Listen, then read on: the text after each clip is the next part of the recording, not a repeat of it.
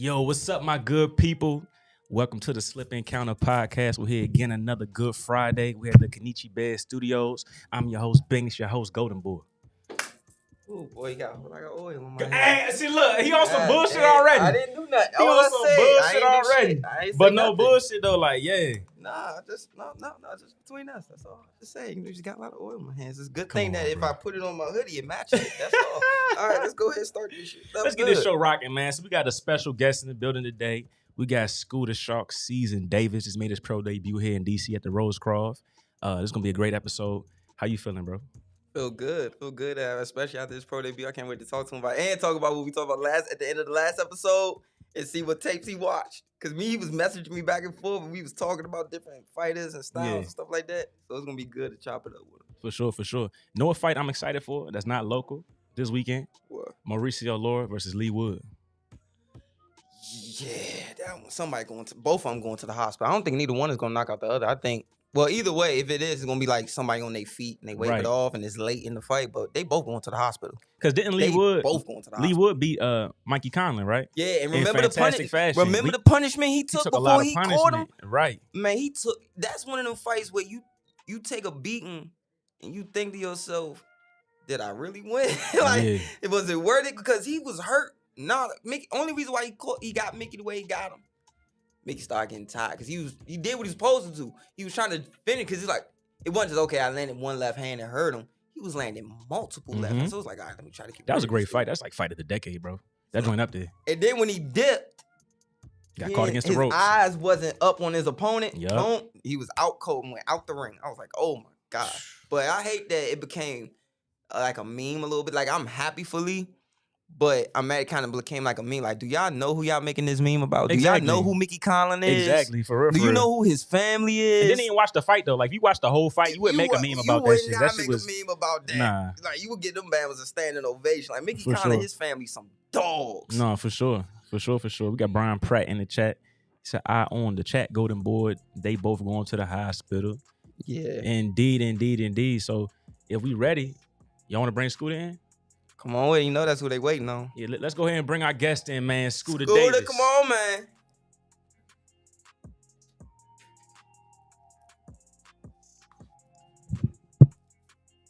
Scooter.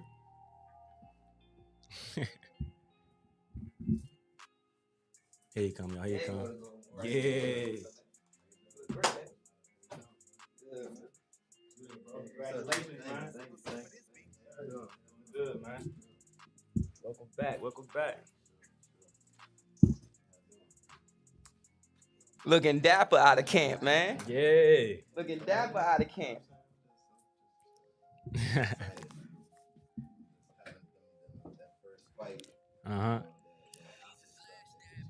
Right. Yeah. Yeah, I saw Let's it on talk your about face. it, man. Let's talk about it. Yeah. So you put the headphones you want to, and then you gotta kind of talk closer to the mic with these mics, so we get good content on the show. But welcome back, man. Slip Encounter Podcast. The first time we got a guest returning to the show. Yep. And what better way to do it than with you, man? So first I want to congratulate you on your victory. Congratulate you on the performance. I know it was huge for you making your pro debut.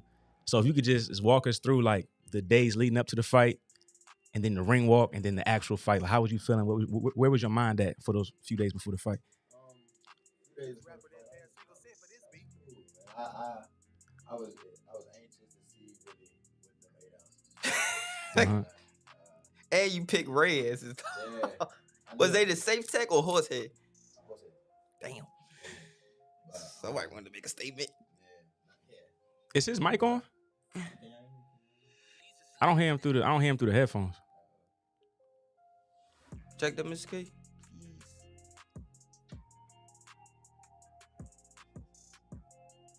Hold on, y'all. A little technical difficulty, but it happens when you live. We live, so. Nah, do your thing when you go cut. Then we can't go cut. Can't do cut. We can't go cut. Nah. We good. We want to make sure we got to get all of this because this is important. This is historical right here, man. We got to get all of this. Dang, there's a lot of people in the chat happy that you're here, man. Really? Mike Yeah. Fox.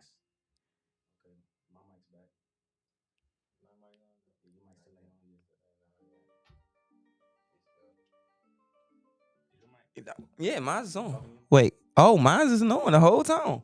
The whole time. Hello? I hear you. Oh, he is, so I can't hear myself.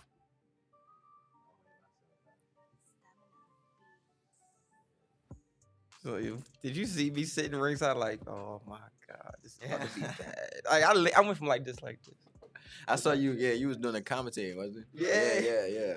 For sure. Yeah, I hear myself Yep, now. I Yeah, can got definitely it now. hear I'll him. be back. All right. Let's go. I hear him. I do. You get all right. If y'all can hear me, I'm good. If y'all can hear me, we can do this. Let's go. Can the guests chat? Can y'all hear everything? Put a shock if you can hear everything. Yeah, put a shot. Mic check. Yes, sir. Yo. Oh, now we good. We up. All right, We up. here we We up. go. Yes. Let me just re-ask the questions for everybody to get the show going the right way. So, Do your thing. leading up to the fight, a few days before the fight, where were you at mentally? How were you feeling? And then up into the day of the fight, and then when you actually got to the ring for your pro debut, how were you feeling? Like I said before, I was really trying to see what the 8 ounces felt like. Yeah. I was anxious about it. Other than that, it was really like I was comfortable. Mm-hmm. I was just ready to like finally like, yeah, this is what I dreamed of doing. Like, Yeah. I knew it's time to show the world. Like, yeah, Scooter's here. Who Scooter It's is? shock season. Shock season. So, yeah, I was really cool. The only thing that was different, I ain't gonna lie, weight cutting was totally different. Oh yeah. Weight cutting was totally different. It was a whole different process. Mhm. So that was a little different, but once the first week went out the way, my body adjusted, I adjusted, and it was cool. It was cool. So other than that, going into the arena and all that, it was cool. It was fun to weigh in. That was fun, doing the face off for the first time, like really as a pro. That was cool. Yeah, nah, I ain't know what he had on. He had some crazy stuff on in the way in, but I was like, okay. Oh yeah. Yeah, that's the first thing I said. I said, Lord Jesus, hell no. Yeah, he had some crazy stuff on. But that was cool. My family kind of came out, recording me. It was, it's the first one, so Yeah. you always want to remember it. Yeah. But going to the ring, I wasn't supposed to be the main event. I was the co-main event, and Rihanna was the main event. But I sold so many tickets. They said I broke the record in tickets sold in that venue. Yep. And it was crazy, but like I had so many more people asking. People got turned away, but I didn't have no more tickets to give. Like Right. Lamont gave me as many extras as he could, and it was just at the point where he was like, I can't give you no more. Right. Yeah. But so I started actually giving some other fighters some sales, to go to their commission, because I still wanted my people to come see me. So I started to try to talk to what's the guy, Silk, Deontay, Rashid, that was from Headbangers. I started trying to get them kind of sales. It was cool. I wanted. It would definitely been cool if Wayne would have fought. Yeah. Oh my God. If people don't know that Wayne is like my family on that other side. Wayne told me that at the fight. We cousins, right? So, I said, what? Damn. Yeah, so even that it'd be easy. I have even more family coming there if he fought. So it definitely was. I wish he would have fought. It definitely would have been a great event. Right. But everything was cool. When I got moved up to the main event, it was like, dang, it kind of hit me. I'm like, dang, I'm the main event for my pro debut. I had a pro debut too. Yeah, That's and I crazy. had to talk about that on the commentary. Yeah, I was like, wow. But the crazy thing is that the moment wasn't too big, or I wasn't tripping. You grew up there, so of course it wasn't too big. You were used to it. It was like, I'm used to it. It was exactly to what he said. Like, I've been having them Golden Glove fights where, and saying, just shows where everybody came out to see this fight, and they waited on this fight. So it was like, it was normal. It felt easy. It felt like I was comfortable. I was at home, which was smart with my team. Because we could have went somewhere else and fought or went out of town, but we said we're gonna stay here. We're gonna make sure we comfortable. We're gonna get the first ones out the way. You know what I'm saying? Make sure everything's right, to understand, to conduct ourselves like a pro boxer. You know what I'm saying? So it was good. I'm glad that me and my team came together. We came up with an excellent plan, and everything, we executed it. I feel like nothing, we talked about it after, I'm like, I don't think nothing went wrong that night. Nothing with, the outfit and people's seats, preparation, nothing. Everybody was there on time. Even the sweatsuits that I bought for my coaches, they all fit right. Like everything was just great. Like it was just a great night. I really did feel the Holy Spirit in there. Like I felt he was with me. Right. That night. So, it was your night. Yeah. It was your night. Now about the performance, man, I feel like you executed, but did you get a chance to execute everything you wanted to show in your pro debut? Heck no. I'm about to say, I feel like it was more. You had more left that you could have did. Heck no. You ain't. It's going. I told somebody. Coach Calvin always says the same thing in his all access interviews, and he always says about Tank. He always says he trying to figure out if this gonna be the partner that's gonna bring it out of Tank. And I ain't understand what he meant. Like, what do you mean? But it really is that, like, sometimes you don't have to go deep in your bag for certain fighters. You know what I mean? So it's like you might be doing regular things and they might just go off of that. Shout out to Coach Sean. Coach Sean told me that. He was like, you might be doing some stuff. You might hit them with regular things and they just gonna go and you can be like, dang. And it happened in the fight. I threw a jab and he was stumbling back. I'm like, whoa. Yeah. I remember the counter stick too. I ain't even. I told my dad, I'm like, oh, he was taking a dive, like, but he was like, no, he wasn't. His legs was getting him hurt because his legs wouldn't let him fall. Yeah, exactly. His legs were strong, man. So I'm like, but I was thinking, I'm like, man, he taking a dive, but I was like, my father was like, no. When we went back to the clip, you look at it, the jab, it hit him right on the nose, boom, right on the button. And I was like, wow, like he's like, well, that's the difference in them 8s. You get caught like that in some 10s, you might be able to recover, but no head gear with them 8s, and like we just said, them horse heads, yeah, it's a little different. Like, so it was definitely fun. Yeah, for sure. Now, was it because of your pedigree as a fighter? Was it hard finding an opponent for your pro debut? There was like we had about 3-4 guys pull out. Okay. I don't know how it usually be, but I mean, and that happened to me, even in the amateurs. You know, you're supposed to fight people, and they don't. So I'm kind of used to it, but. Yeah. I mean, I knew, shout out to Lamont, I knew Lamont was going to give me a fight. Like, he made sure, like, I'm going to get you a fight, so you going to be good. Like, so I didn't never feel like I was going to, doubted that I was going to fight or it was going to, I just knew. I was just kept on training. It didn't matter when stay ready. Yeah, they told me, they actually had switched the weight a couple times on me, but it was like, all right, like, I'm ready. Like, whatever y'all said I need to get to is what we doing. And I was comfortable, like. I was real comfortable, especially at the weigh-in. Like, I wasn't drained. I didn't have no cotton I was looking at it. I was like, oh, he not bone dry at all. Nah, not at all. I was strong. Like, I could, if I had to get lower, like, for sure, I'd definitely be able to get lower. Like, but this was just, being comfortable. This fight was about being, comfortability. I wanted to be somewhere where I know the people, I know the venue, I know the promoter, everything. It was just like, all right, make sure you're comfortable, and then. When they like, all right, when you're comfortable, you're going to fight like that. So sometimes you're going to be in some uncomfortable situations, but you got to find out how to be comfortable fast. So. Indeed. So, I mean, the star power is out of this world. Everybody knows Scooter. Man. What's next?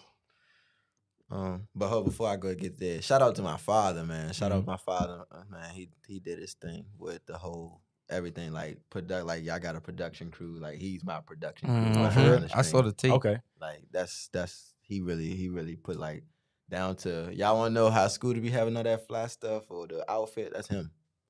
I put my little young people tweak on it, but the vision, how everything get put together, it's Pops. That's what's up, man. Shout out to Pops. Speaking of Pops, Big Roy at Route 1, he said you and your parents got a free meal down there when you come through. Yeah, okay. That's right. He did. He mentioned that. Yeah. He said, make sure y'all let Scooter know he got a free meal on us. Definitely. Just be prepared to go running afterwards. It's heavy. That food heavy, man. That food heavy, bro. It's whole time. Yeah, man. But what's next? We definitely looking to get a fight in the next couple of months for sure. I'm about to do this little team combat league. Okay. It's a little thing. It's just something just to keep some money in my pocket. Something real cool. But other than that, man, we in the gym every day. Even after the fight, like after Saturday, I had all the people who came out, thanked everybody.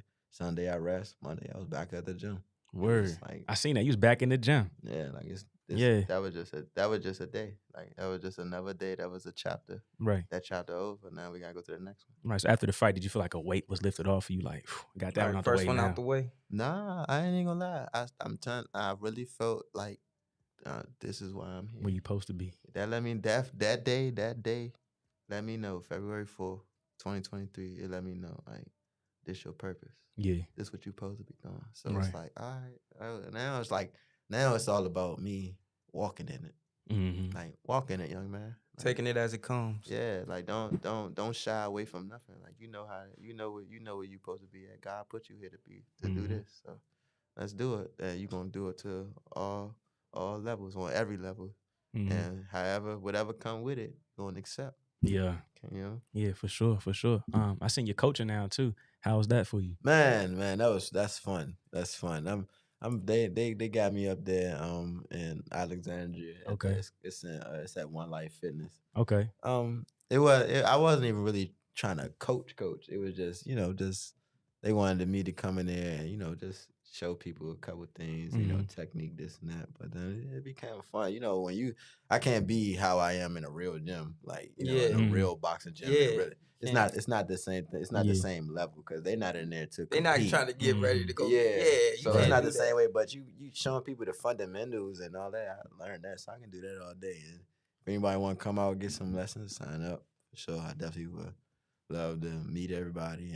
And it's another way for me, honestly, to network. Like, meet different people, meet different, cultures of people, and just connect with boxing. Yeah, because I love boxing. So and boxing gonna bring you to around a lot of people. Oh yeah. So it's like, I love it. It's cool. It's fun, and it's nothing about just boxing. For sure. So now, being where you are now, would you have gone back and changed anything leading up to this moment? Change anything with anything unfolded? I doubt that. Nah. Just making sure. Nah, man. Like everything, even the bad things. I was telling my dad. Me and my dad was talking, like, even in the amateurs, the losses, the getting hurt in a fight, the just getting robbed, stuff like that. It all molded me to where I'm at right now. The reason why I'm so poised in the ring is because when I got hurt for the first time, is because I was reckless. I was going in like I was invincible. And it was like, you're not invincible. It let me know that. A lot of fighters don't get that. And a lot of fighters don't get that on the stage that I got that, where everybody watching. You know what I'm saying? Sometimes it's in the confines of the gym. Yeah, sometimes you might get hurt in the gym, and it's like, oh, not a lot of people seen it, or this and that. But I got hurt, not in the gym, not in the sparring, in a fight in front of the whole DC. It's like, oh. And I had to stand tall, stand on my 10 feet, you know what I mean, my 10 toes, and, you know what I'm saying, and go back to the wall. I pulled the fight out, but it made me a different man. I ain't gonna lie, it made me a different man because it let me know that I'm not invincible. You can be hurt. Like, okay, but it made me smart. Like, I always been smarter. Now I think the game more. Like, I'm gonna stay comfortable, stay poised. It don't matter what you're doing. Don't matter if you throwing 3 million punches. Don't matter if you got 8 arms. I'm gonna stay poised. I'm gonna stay comfortable. And I'm gonna do what I do, and that's how I'm gonna beat you. For sure. When but you get like that forever. When you Yeah. was little, you always fought like a pro's more. You always inching forward, little by little, closer. Yeah. All those times. So it was our older fighters. You was younger than me, so we all talking as y'all fight. Like, oh yeah, Scoot fights like a pro. He been around pros, so it was always that. Well, that just came more over time. Yeah. Like, really unpack what happened at Rosecroft. When I found out he was the main event, I said, oh. I found out at the fight. I was like, yo, that's a lot of pressure. But like, pro debut, that's one thing. But you got to think of all the guys that are top 15 contenders from here right now that never had they pro. Switch era did not have his pro debut as a main event. Right. Tank didn't. Who else I could think of? The list goes on. Mike Reed. So it just goes on and on and on. It's quick. So many guys.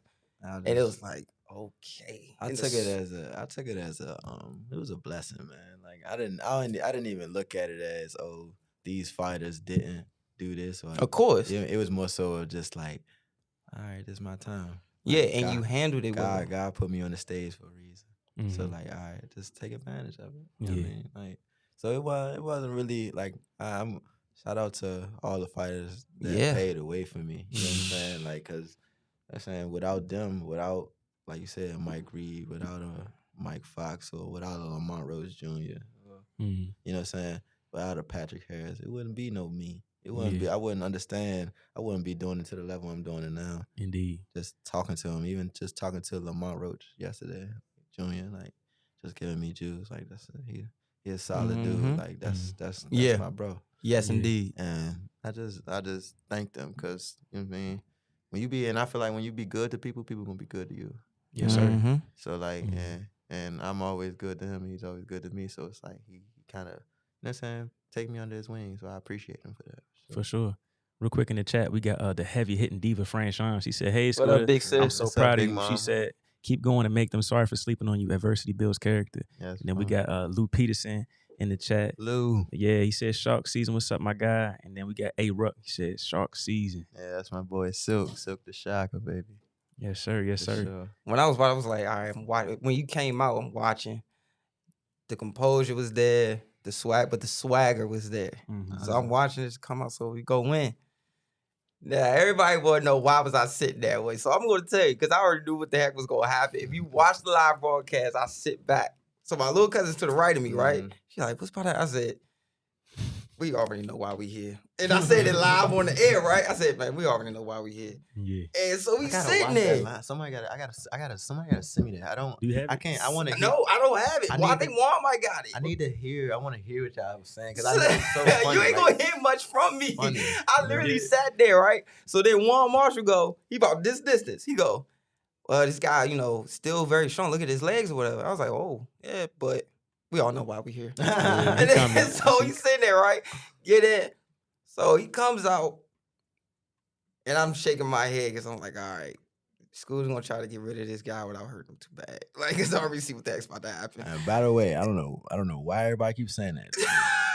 I want to let y'all know that I don't care who it is, they're in the way of my money. I'm not taking it easy on nobody. Right. I was sitting there like, man, because I already know one shot will hurt this guy. And because I saw the gloves in the dressing room. I came in the dressing room, I said, oh, no, he did not do this. Oh, yeah, the red. Oh, yeah, no, yeah. He didn't do this. Soon as I said, they asked me, they was like, what gloves you want? I was like, I'm picking them, thinking, I'm like, no, Ray ass. I want those. They like, why you want those? I'm like, cuz you gonna feel them things. Yeah. I'm like, and it's only a 4-round fight. I'm like, oh yeah, you gonna feel these. Uh-huh.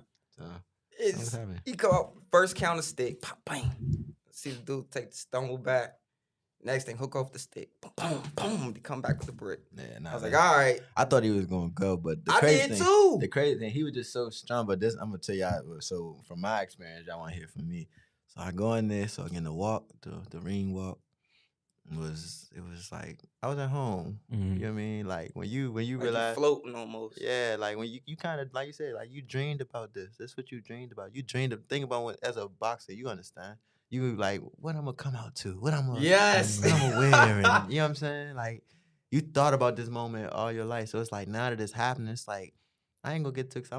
I'm a walk in there, and some of my guy Paul Smith, Nasheed's father, he was laughing. He was like, you was bobbing your head, but he was like, I knew you was at home because that's how you be when you just on the treadmill, just listening to your music, and I was. I'm like. I'm just excited about this whole thing. I'm at home. Mm-hmm. So when I get in the ring and all that, I see him. First of all, he looked totally different from where he was at the weigh-in. Yeah. That's what got me right there. I was like, oh, okay, I'm in a fight. So now I'm like, all right, my coaches ain't getting in the ring. They outside the ropes and stuff. His coach is in the ring. So I'm like, I look at his legs. So Coach B like, Boog, look at his legs. So I look at his legs. I'm like, he do got some big ass legs. And I'm like, dang, he do got some big legs. Like, all right.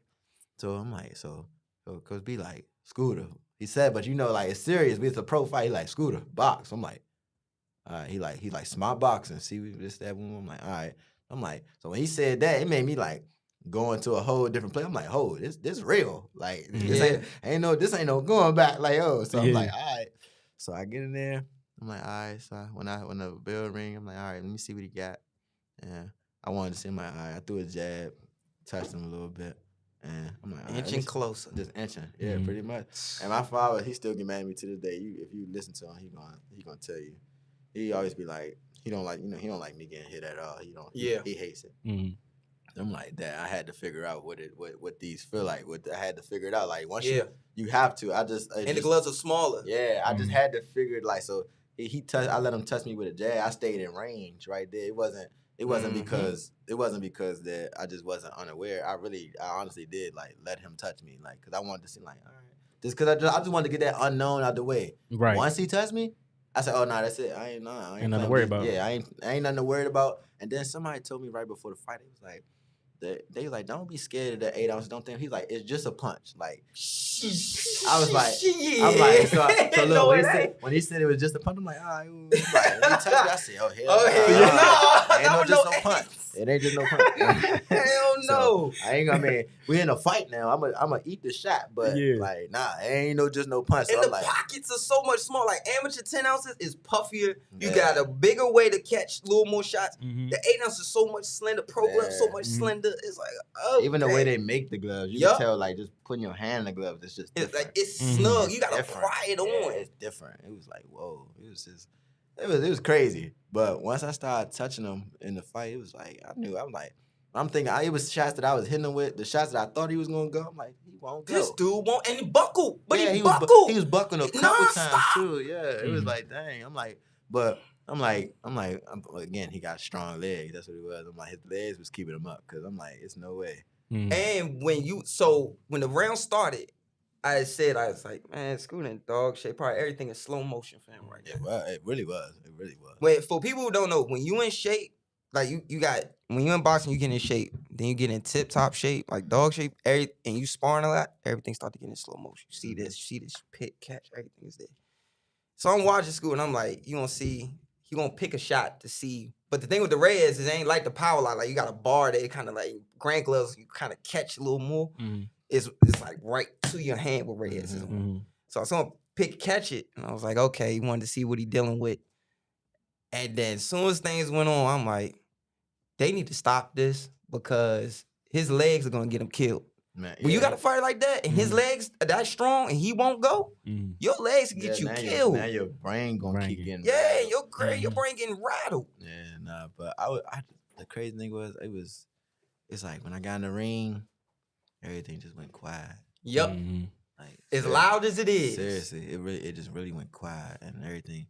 I didn't see nothing. It was just black, like around the ropes. Black. And all you get, as loud as it is, you can still hear Barry. I just heard. All I heard was them. Usually I hit my mother. I ain't hear my mother. She usually one of the loudest people in it. But I ain't hear her. I ain't hear nobody else. I heard this trainer. But that was it. It was like, and it was quiet. And then he threw the couple punches and all that. And it just got comfortable. Like, I felt like it was like you know how like, it be like, when they did that, it was like everything just got comfortable. I started throwing, I started catching shots. I was like, oh, nah, this is what I do right here. I really like a lot of people, you know, like you said, like you just said earlier in the show, like you always said I was going to be a pro fighter. I had a pro style.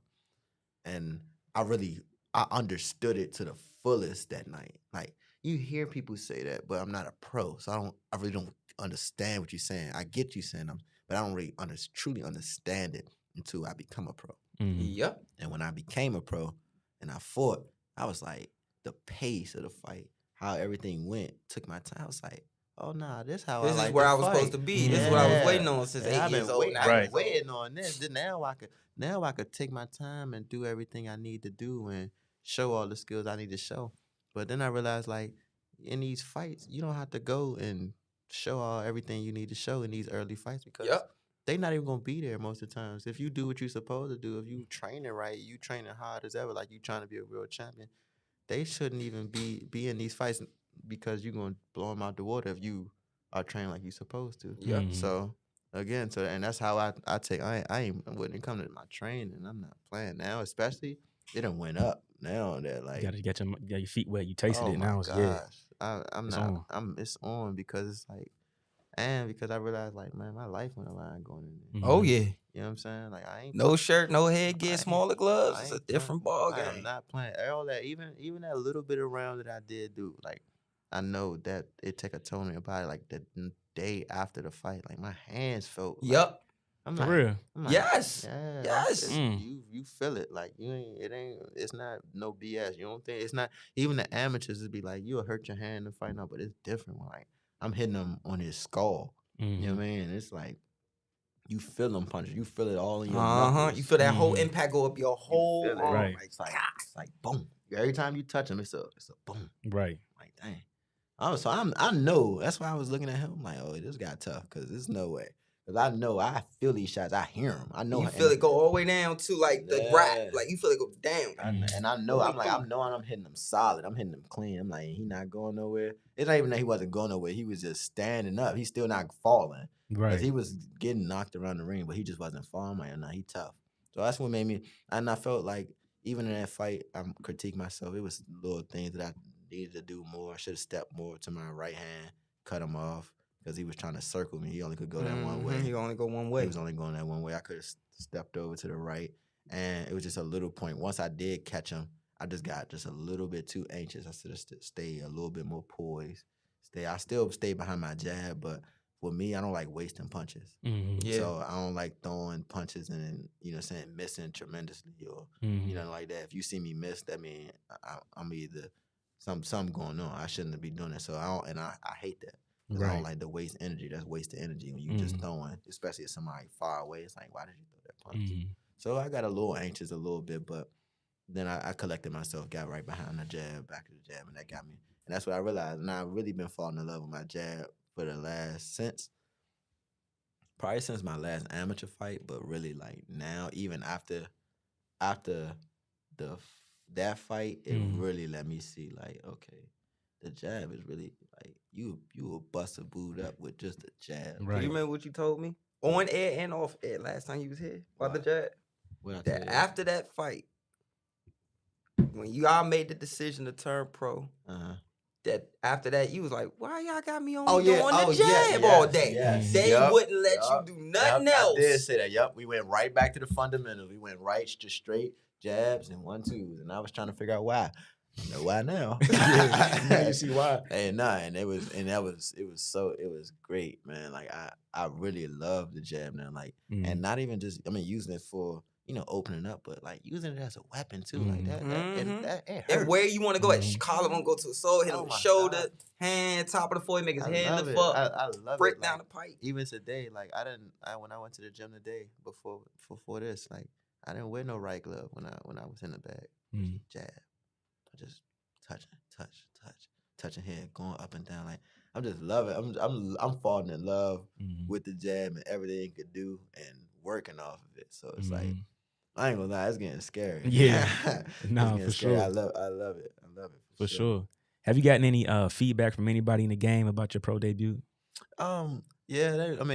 It's really, like I said, the fight was so quick. It's kind of it's hard to critique it, but my big bros done said like you did your thing, you stayed poised, and they gave me they like the flowers of what I just did. They liked how I approached it. They said I didn't watch the other fights, but I know a lot of people told me that if you watch the stream, they watched the stream. They was like that most of the fighters before me, other than the girl Rihanna, she fought like a pro. But they said they came out like amateurs a little bit. They came out fast, and they was like that Rihanna and me were the only ones that came out kind of like polished. They look real polished. Yeah, but I didn't see the fight because again, like I said, I was in the back. I couldn't.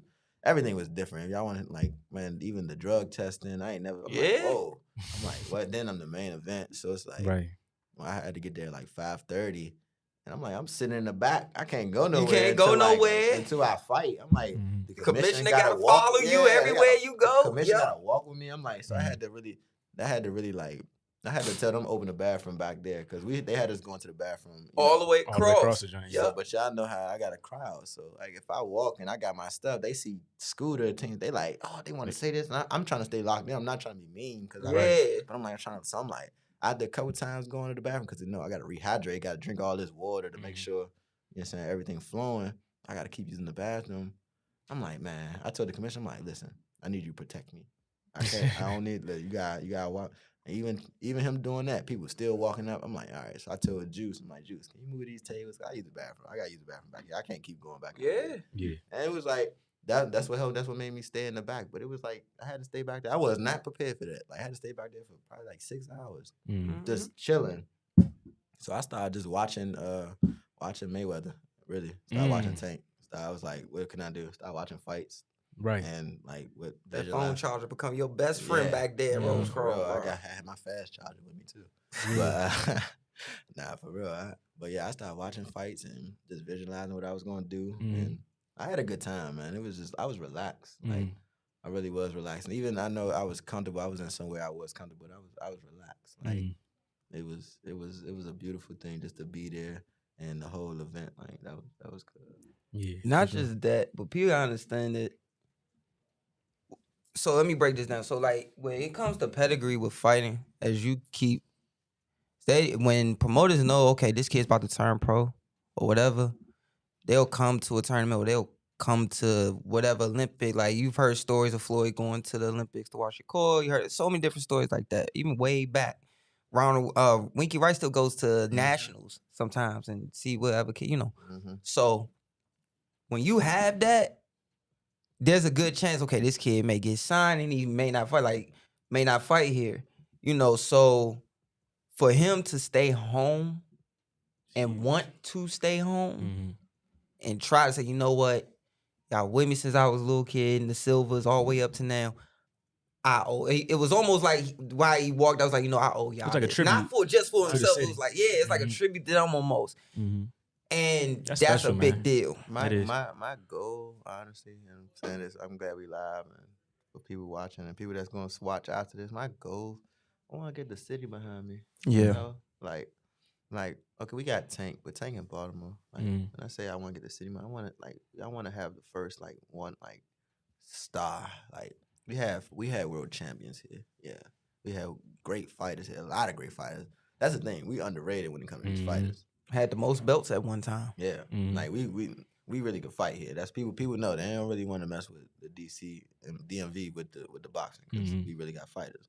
But I want to be that mega star, that superstar for our area that everybody get behind. Like, and because I'm genuine, I could fight. You know the charisma, my everything, just everything. Like, I'm a good person. Yeah. I'm and I could fight. That just happened. It just so happened I could fight. I just want people to, support me, support the whole movement, support Team Scooter, support Shock Season, support everything. And I'm gonna support the other fighters too. Like it's not just me in the DMV to get behind everybody, but like I really want to have that push. Like I'm trying to be one of the ones. Like I said it the last time. Like I ain't getting here to be no amateur national champion. Like I want to be a world champion, or undisputed world champion. Right. Like, this is what I did it for. I didn't do it for no trophies or them little national belts and that. So it's like if y'all can get behind me and you know what I'm saying, push me, it's good to it'll make everything easier because now it's like now I got the whole city behind me with. And as people say, I got the star power. I don't even really pay attention to that. I just focus on the fight. Go do my job. Yeah, I just focus on my fight. So, but if y'all be behind me, it make us as a unit look better. And I'm trying to start this whole the DC hate thing.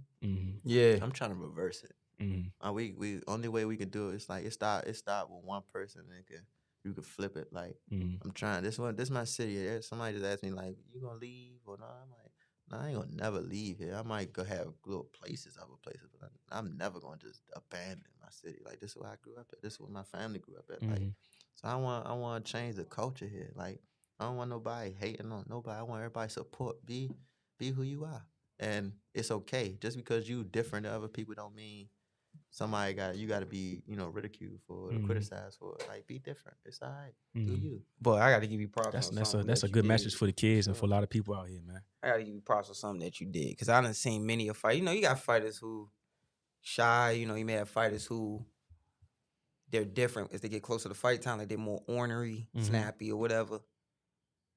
He was focused, but as soon as he saw those kids he coached and they was doing this, he purposely, and I'm saying this because it may not sound like a big deal, but I done seen fighters acting like assholes. Like I have. But he immediately, I think they were pulling the glove off. And they were screaming. He finally hears, he turns this way. He purposely like, get the glove off so he could pay attention to them and go like this and show them and got on the ropes and show them. Look, that sticks with them. That's how you change the city right there. Those my babies, man. You don't understand. Again, like I said, I'm all for that. So how else can I go change if I don't put my knowledge and my attitude and how I'm going into the next generation. Yeah. You know what I'm saying? Those they coming up after me. Mm-hmm. They 7, 8 years old. They don't know nothing. They pure. Mm-hmm. So they don't understand about the real DC hate and what's going on. They just going to school and life is different for them. Mm-hmm. It's still not real life to them. Right. They still got some fantasy stuff that they believe that all their dreams going to come true. Mm-hmm. And cool, they can believe that. But I'm still telling them, like, all right, your dreams can come true, but that don't mean that his dreams not gonna come true either. You can support him in his dreams too. Mm-hmm. So then they support me in my dreams. Like I gotta remember them tickets was not cheap at all. Mm-hmm. I had about 4, 5, 6 youngest there, 7, 8 years old. Mm-hmm. So they supporting me. Mm-hmm. So I'm supporting them. So Right. it's changing the culture. That's all I'm trying to do. That's when huge, everybody man. get behind me, and I'm trying to change the culture. I'm trying to be that one for the city. Like I got all the resources to do it. Like got the backing, I got the skills, got the trainers, I got the fan love, I got you guys that put me on platforms. Mm-hmm. Like, Appreciate you know what that. I'm saying? I got all the resources to do it. Mm-hmm. I just need the city just to push and get behind me. And if y'all do that, I promise y'all we gonna do it big. Right. And let me just reiterate what you're saying, because I don't want nobody to get this misconstrued. What he's saying is he wants to be the one in the city, but not the only one in the city. He wants to be the one in the city, so when his cup is full, he can fill up other people's cups, and we can all rise together. Man, that's what he's saying. I'm telling y'all, like it's a lot of fighters that had platforms to be able to put other people on, and they ain't really stick their neck out there like they were supposed to. I seen it, and it's like you done been with this kid since day one, but it's that little bit of like I don't really want him to catch up to me. Me, I know who I am. That's one thing about it. I know what I can do. I know how people feel about me. I know how people view me when I'm in the ring. I don't worry about what nobody else got going on. You can like my style of fighting, and you can like his style of fighting too. So what? I mean, I don't mean, oh, he better than me. I'm better than him. Yep. That's just your opinion. So I'm all for that, but I just know me. I feel like me. Of course, like every fighter, I feel like I'm different. I'm special, and that's I don't think about what nobody else got going on. Like, just think about me. I'm not gonna not help y'all if y'all need some help. If I'm in position to help y'all, I'm gonna help. If I can. If I can't, I'm gonna try to just, you know what I'm saying, give you some words of encouragement. You go out on your own and do what you gotta do. But me, I'm just different. I think I really truly feel like I just think different. You do. I can tell. Like a lot of people my age, they don't think like me, and that's why you see me when I come to these places and all that by myself. I don't need a lot of people with me. For what? It's me. It's only me in the ring anyway. Yep. Right. Please say that again. Right. I say that all the time. We were just talking about that before the show. One of the fighters on the card walked out with like 150 people, and then after his fight, he walked back with none. Yeah, walked back with nobody. Like it's only me. It's on, so I don't need. If you see me with a couple people, it'd probably be my god brother, my man, or my other god brother Caleb. That's he be with the camera, or my girl. Other than that, you ain't gonna see me with my people. My father, that's my dog, that's my best friend. So I'm always gonna be with him. Yeah. Other than that, you ain't gonna see me with nobody. Like I ain't, and I don't carry myself in this like, oh, I'm this type of way. I'm this very. I love to engage with people. I love to talk to people. Like we talked for what, about another hour after the last episode. Yeah, we were just talking. Just like I just love to giving tips to each other. Like, hey, watch this. We pull. I love to just talk to people and just, you know what I'm saying, pick people's brains and see how they think and see how they look. Cause it's like, okay, you're a human too. Right. You ain't grow up like I grew up. You didn't grow up in the same predicament I grew up in. But so you different. You got a different view on life. I want to hear your view on life. Yeah. I want to help you on whatever your journey is. I want if I know something about it or I can help you, I want to help. If I can't, hey, keep going. Yeah. Appreciate you for. I see you at the top. I see you at the top. Indeed. That's how I feel, man. We got your mom in the chat. She said, "What's for you, son. Put your city on." Yeah. Got Brittany Wilson in the chat. She said, "Shark season." That's one of my. That's one of the moms for the team. For the team. For my team, for my football team, one of the kids. Oh, okay, that's right. You coaching football, yeah. One of her kid was there. Okay. Her son was there. Yeah. She had a couple of her kids there. It's just, man, again, like support from that. Just being if I was just one of them people that just said, I don't want to think about them kids. I don't want to go coach. I want to be a boxer. No, I wouldn't have that type of love. She wouldn't probably even know me. She probably wouldn't even be thinking about or at this interview right now. Watching the show live, yeah. Because I've showed love to her son and been to his basketball games and going to his football games, even when he wasn't even playing with me, to show love. That's important, man. They're gonna show me love. That's important. That's why I love them kids. Like, them kids, they the next. They the future, man. I'm telling you. Yeah. Big up to you, man. Much respect to you. I wanted to ask you about you guys had Liam Wilson training at Headbangers, man. That's my guy. Man. Yeah, did you get a chance to work with him? Man. I probably got the most rounds with Liam actually, like out of all the guys at Headbangers, because I mean Pat worked with him. But Pat is a southpaw, so and Navarrete was an orthodox, so we needed orthodox fighters. And I was more so close to Navarrete height or taller, so it's like they was like, okay, to give him that look.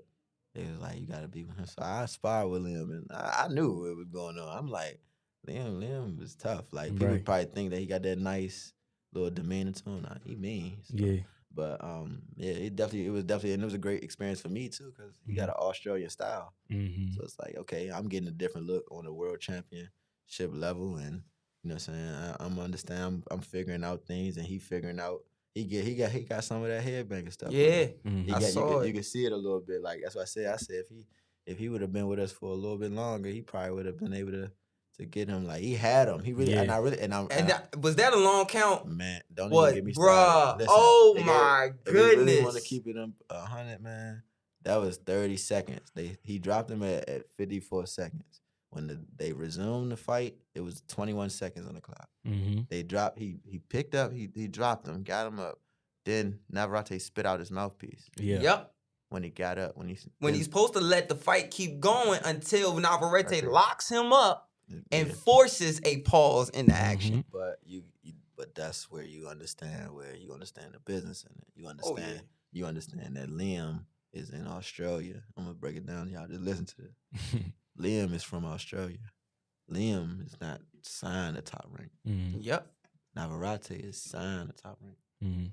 They just had a fighter be signed to Top Rank and lose his belts to an Australian fighter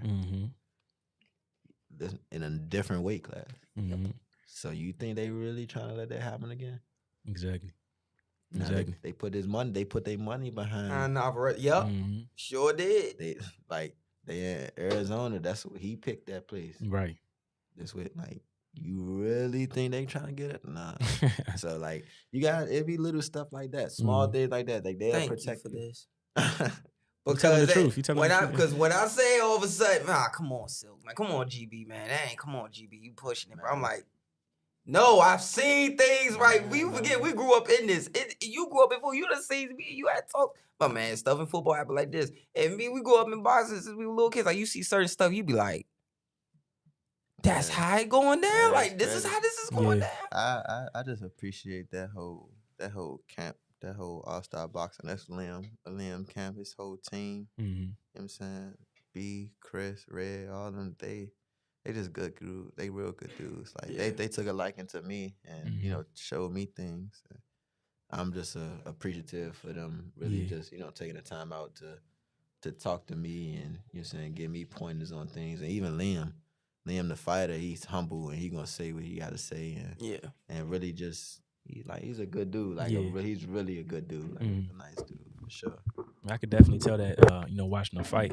I feel like his performance gonna put him in position for another title shot. That's what they said. They said that a lot of the crowd and the people, they loved him. I wasn't there physically, but they said they loved him. Like, so I'm like, you gotta love that performance. He put everything. He poured those them fights that take some out. So when School was talking about, even though I got rid of him that quick, the next day how he felt, how his hands felt, whatever. No, I don't care. In this sport, it's like a car. It take a little bit out of you, no matter what you do in this sport. You can sit there and get rid of a guy. It's like a car. It's like, okay, you got a car going. You know how they say after they get to 200,000 miles, you got to wash the car? Like, okay, if you hitting the car 200 miles, not driving crazy, or the car going to break down a little quicker, right? But if you cruise and you take, you pick it up every now and again or whatever, but you just, you take your time with the car, it may go a little bit more further. It's the same way. And then you have those other fights, like the one Liam was in. Liam put everything he had that night. He did his thing, man. You just gotta remember that, like, nobody dropped Navarrete. Ever. That was his first time ever being knocked out. He was hurt multiple times in that fight. Right. Multiple times in that fight. So it's like, nah, Liam was really one of the ones. Like I knew he was one of the ones sparring him, but then like seeing him up against Navarrete, who they always, they explain him to be a monster. You know what I'm saying? Like, I never been in the ring with Navarrete, so I don't know. But it's like I've been in the ring with Liam, so I understand. It's like, oh wow, I'm like, Liam really one of the ones. But then the confidence in me, that fight, watching that fight, let me know that I was just in the ring with this dude. He was hanging in there. I'm doing what I gotta do. I'm giving him really, really good work. He giving me really, really good work. So it let me know that, oh, I'm on that level. Yeah. Like, wow. Like, oh, it was a different feeling. It was an eye opener to me. Me and my dad was sitting there watching. Like, man, like, oh, like, hold on. First of all, Liam is doing this thing. It's like, wait, you was just in the ring with Liam. It's like, so you know that you understand. So it was just everything that whole weekend, because they fought that Friday night before I fought. So again, that went into my performance the next day. A little confidence boost. That's why I mentioned it. Because it was like, it's like, okay, I know I belong. That it kind of that fight let me know, like, I know I belong here. Like I ain't tripping off nothing. And then my pedigree, who I've been sparring, who I've been fighting all throughout the years. It's like, yeah, like this what I've been made to do this. So I was excited, man. I was excited. I'm just happy for Liam. I can't wait till he come back, because I was just actually talking to his trainers the other day. They gave me some little all-star boxing gear. Yeah, that's what's up. It was they some real good dudes. Right, and they said they definitely coming back to DC train some more. Yeah, definitely. Like, for sure. They had so much fun, and so it was so good vibes. Like, you know what I'm saying? Like, there was nothing. Then again, you gotta remember, this was their first time coming to America. Oh, so what was y'all doing outside of boxing? Did y'all show them around the city a little bit? We went to the hockey game. Actually, they wanted to go see the Capitals. Okay. So it was cool. They seen a couple little things. It was cool though. Like, they was happy here. They liked it here. So they definitely said they ready to come back. So I can't wait. I can't wait till he come back and really, you know what I'm saying? And we get to talk about the fight, talk about what he's seen and the power, just everything. Just break down boxing, just talk. You love that talk. Once it's like, all right, was he really that, or was he, I mean, we can for behind the mic, you know what I'm saying, off camera. Oh yeah. The off camera stuff. Y'all then everybody was talking about, man, that conversation when me and you start talking boxing last episode. I was like, man, y'all didn't see when we got off the camera. air. Yeah, off camera, because you can't say certain things. Yeah, you can't. So it's like, but I definitely love the comeback stories of when it's time to talk. Like, I enjoy that, because again, we was picking each other's brain. I'm like, oh, well, you could have did this. I saw you could have. I could have told him something that I feel like he should have did, and he could have told me like, well, I was trying to do that, but it wasn't working because he was doing this. Because you can't, because everybody don't know. It's like everything you see on TV is not how it is in front, bro. Oh my God, it's not like that. Like a lot of people. That's why people were like big ups to Shakur. Like a lot of people be like. Oh, he's boring. All you gotta do, he's boring. All you gotta do is rush him and this and that. But like when you in front of him, like, bro, you can't hit him. He's really like, he's there, but he ain't there. Like, so it's like his distance control. Yeah, his distance control is probably the best in the boxing. And I was saying on the last episode, I was like, man, his stab, no matter what, it's the same length, the same give. Whether it's round 1, round 8, round 5, round 11, it don't matter. Shakur really one of them ones too. He one of them fighters I look up to, and you know what I'm saying, just take from his game. I look at all fighters, like I told you, I always let her watch boxing. I take from his game. It's just, man, these fighters out here is amazing, and it let me know, like, okay, now I gotta make sure my game up there, and when they, you know what I'm saying, when they leave, I'm gonna take their place. You know what I'm saying, when they go up to the next weight, or you know what I'm saying, when they go to the next chapter of their career, it's like, all right, I gotta hold up to that standard. They set the standard for me, so I can't go nothing lower than that. I gotta either be there or go above. So I'm ready to take on that challenge though, to be just, you know what I'm saying, to be the next one. Like 100%. So, you got another fight out your gym, Isaac Dogbay. Got a big fight coming up with Robasi. Yeah, Ramirez. I just left him in the gym. We was working. getting him ready. We was getting him ready before during my camp. He started to really start this camp. He started getting our rounds in, man. Isaac is, man, y'all don't understand that boy is hard. It's hard, like without even trying. He just got heavy hands. Yeah, like, he just got really, one of those that just sits. Yeah, even like he just got really heavy hands. Like I remember one time my mom came to see me spar. And I was sparring Isaac. She was like, I was about to get in the ring. I'm like, it wasn't even like he was, doing nothing or hurting me, but it was just like the sound of the punches. It'd be like he throwing that heat, and it'd be like it's not even that he trying to turn up. It's just this is how he is. He's not trying to get out. What he means is y'all like he's not trying to get out on him. He's actually just working normal. Right. That's the thing. Like he's not trying to get like, oh man, this guy trying to get out on me. Nah, it ain't even that type of energy. Right. He thankful for the work just as much. So he just trying to get the normal work and get better. But the sound, what I always tell people that, man, when you hear certain sounds, it be like, God almighty. Like, Jesus. Isaac was the first person to ever tell me that I hit hard. Like, really, like, it's that, like, you don't want to tell people, like, if you spawn one time, you don't really want to tell them, like, nah, you hit hard. But Isaac he's not from here. So he's different. So he's like, no, listen. You can crack, man. You hit hard. That's how he said. He's like, you hit hard. But the difference is, I think Isaac's is more of like a thudding shot. Yours is sharp. It's sharp, punishing. Like it's not alone the speed. Like what you don't see hurts you, and then it's sharp. It's crisp. It's a counter. It's stepping forward. And once you make that mistake, especially with headbanger style, like when you make that mistake, you have 6 inches of a gap, right? The glove is 6 inches wide. For every shot that's thrown, there's an opening, correct? And the thing about headbangers, especially when you go back to the Ty Barnett days, the Nicholson days, the Martin Anthony. Once they make that, whenever you watch headbangers, it's always slide, inch forward. As soon as we made a mistake, boom, and it's that quick. You close. That quick. Close the gap. If you close the gap, you can't. I don't. In a pot, I really feel like in the pocket, fighting. We with that in the pocket fight, I think B like one of the best trainers when it comes to that. Like just in the pocket, like just the combination, the slipping. The counters off it's just like be like dang, and you foot placement, footwork, shuffling your feet. That's he reiterates that all the time, shuffling your feet, because a lot of people will do things and just lean over their knee, and if you lean and you get caught with something, it's over. Right. Don't go over your front knee. Yeah, you never go over your front knee, but the only way to stay under yourself, stay under your feet. To shuffle your feet, you might be going somewhere. You might be jabbing, but you ain't gotta go nowhere. But you shuffling your feet like it's moving, like you moving somewhere. Right. But people don't understand that. Sometimes they stay raised up, and he already reiterated that all the time. He'd be like, dang, and then till you see somebody that's not doing it, and then it click. Yeah, and then be like, it's a lot of times like that. Like you be like, dang, he's saying all this, and then you see somebody that can't do it, or he used to make us just do little things. We used to spend just rounds and rounds and rounds, just shuffling the ring both ways. He'd be like, reverse.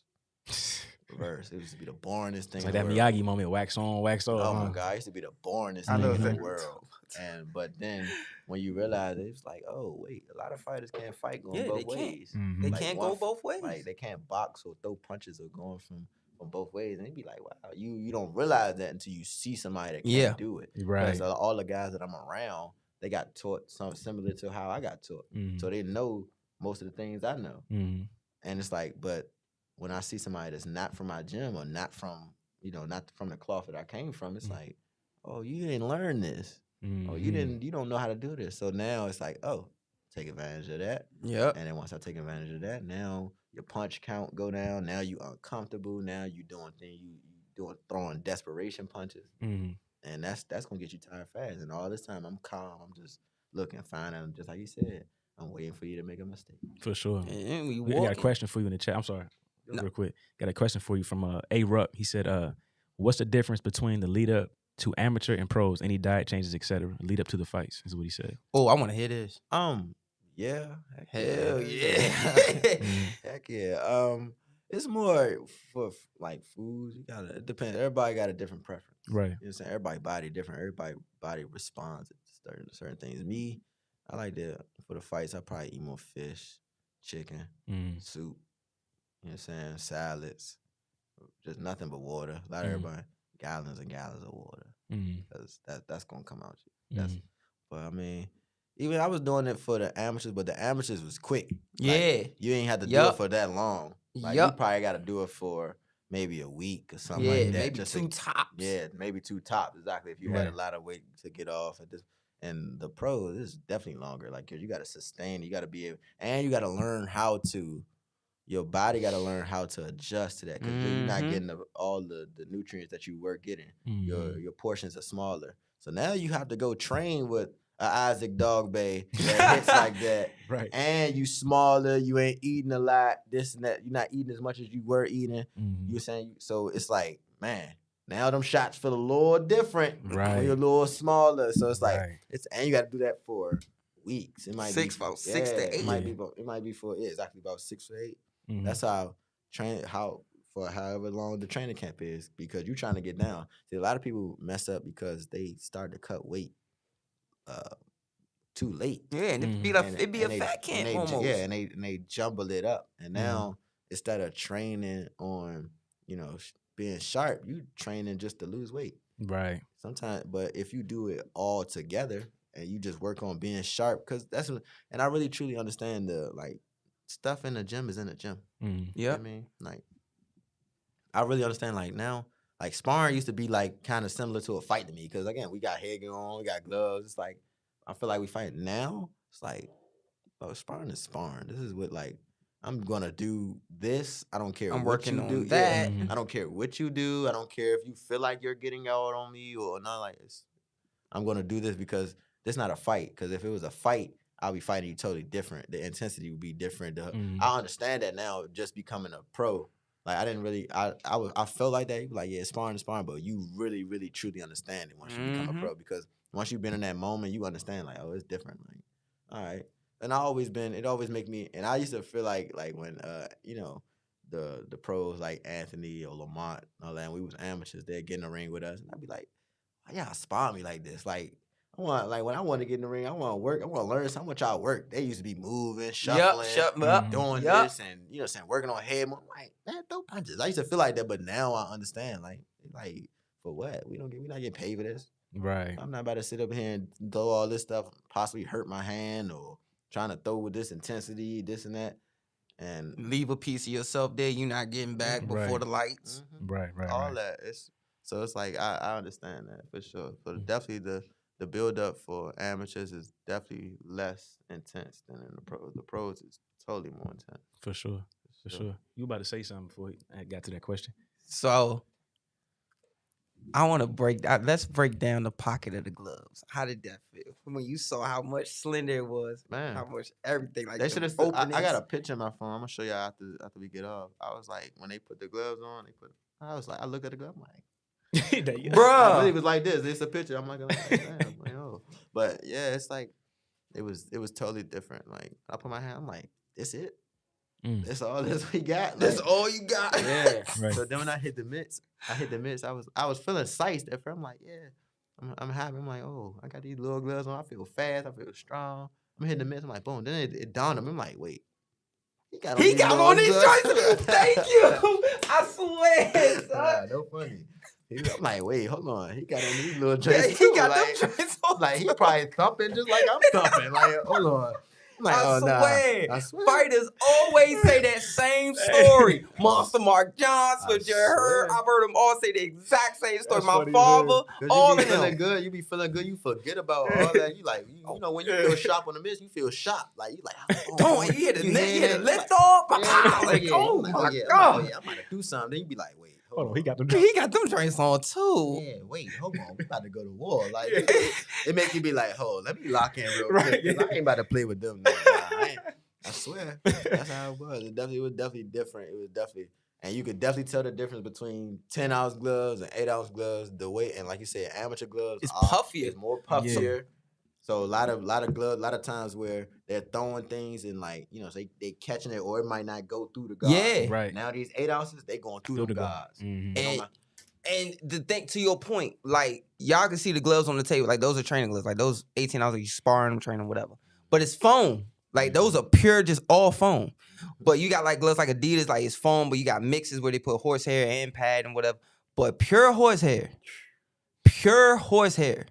those gloves, when you get hit with them type of shots, like I swear, because when you put it on, all of them say the same thing. Man, I'll be sitting like, wait, this one got the same. And then don't let them like cut the glove, like tie them up high or put the tape up high. Push that knuckle back. Oh my God, skin in the glove. You don't feel like you got nothing on. Right. Yeah. You don't feel like you got nothing on. I said when he cut the glove a little bit, he said you did it high. I'm like, this is exactly.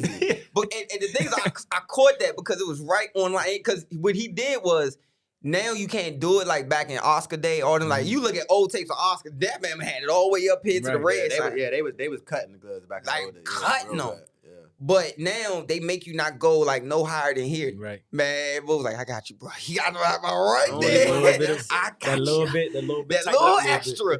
It feels, your gloves just feel smaller. You like, I ain't gonna lie. Like I used to be trying to figure out like why people like, they breaking their hands, fighting. Yeah, or pushing it on the floor, pushing it on the wall, pushing their knuckle back. I understand. Yeah, I understand. Like I can see why Floyd was breaking his hands and had to start bro, because if you wear certain gloves and you hit people square on the top of their head, that, oh my God, it'd be like, it's devastating. And the thing is though, you're taught not to show pain, but when you hurt your hand, like immediately you faint and walk off and you just shake it, just like come back. Like, because you can't say nothing, but it's like, it's like like you might And the amateur gloves is like Keith Hardy in the chat, 2nd and 6 Sport. He said, "Let's go." He said, "Man, I got a question, BINK. What's up, Keith? What's up?" 2nd and 6. That's my boy. Yeah, man. I don't got nothing on today. I usually got some 2nd and 6 stuff on. I gotta go get one too. And like, go get you some gear for sure. Yeah, because I was talking to him at the fight too. Yeah. So let me tell you this, and he gonna go hell yeah about the amateur glove, pro glove thing. So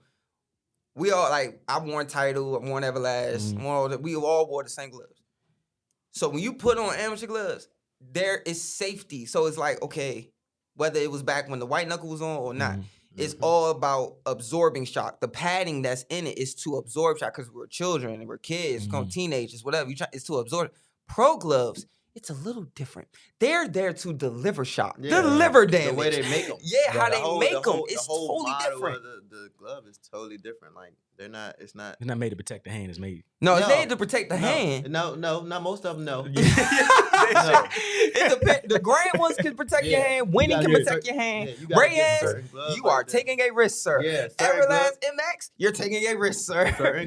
Certain gloves be like, I don't care about your hands or none of that. You just gotta fight. If you choose them gloves, you chose them gloves. But there's some gloves is more padded and they try to protect more hands. Yeah.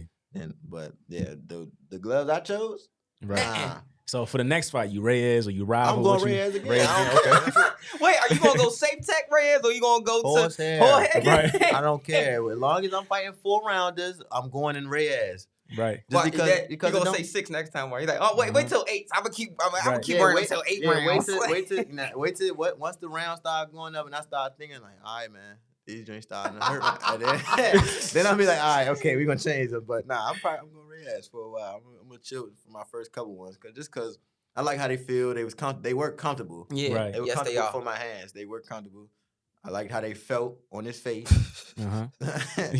But they tell you, if it's crazy, they tell you on the inside the glove, it tell you them gloves only made for 6 rounds. Yeah. They tell you. I was just about to say the life expectancy of the gloves is only 6 rounds. It's tell you on all of them say 6 rounds. Wow, I didn't know that. Yeah. So the horsehair, like, go look at. You ain't got to watch the fight. Well, you can, but like, go look at Ali Frazier 3.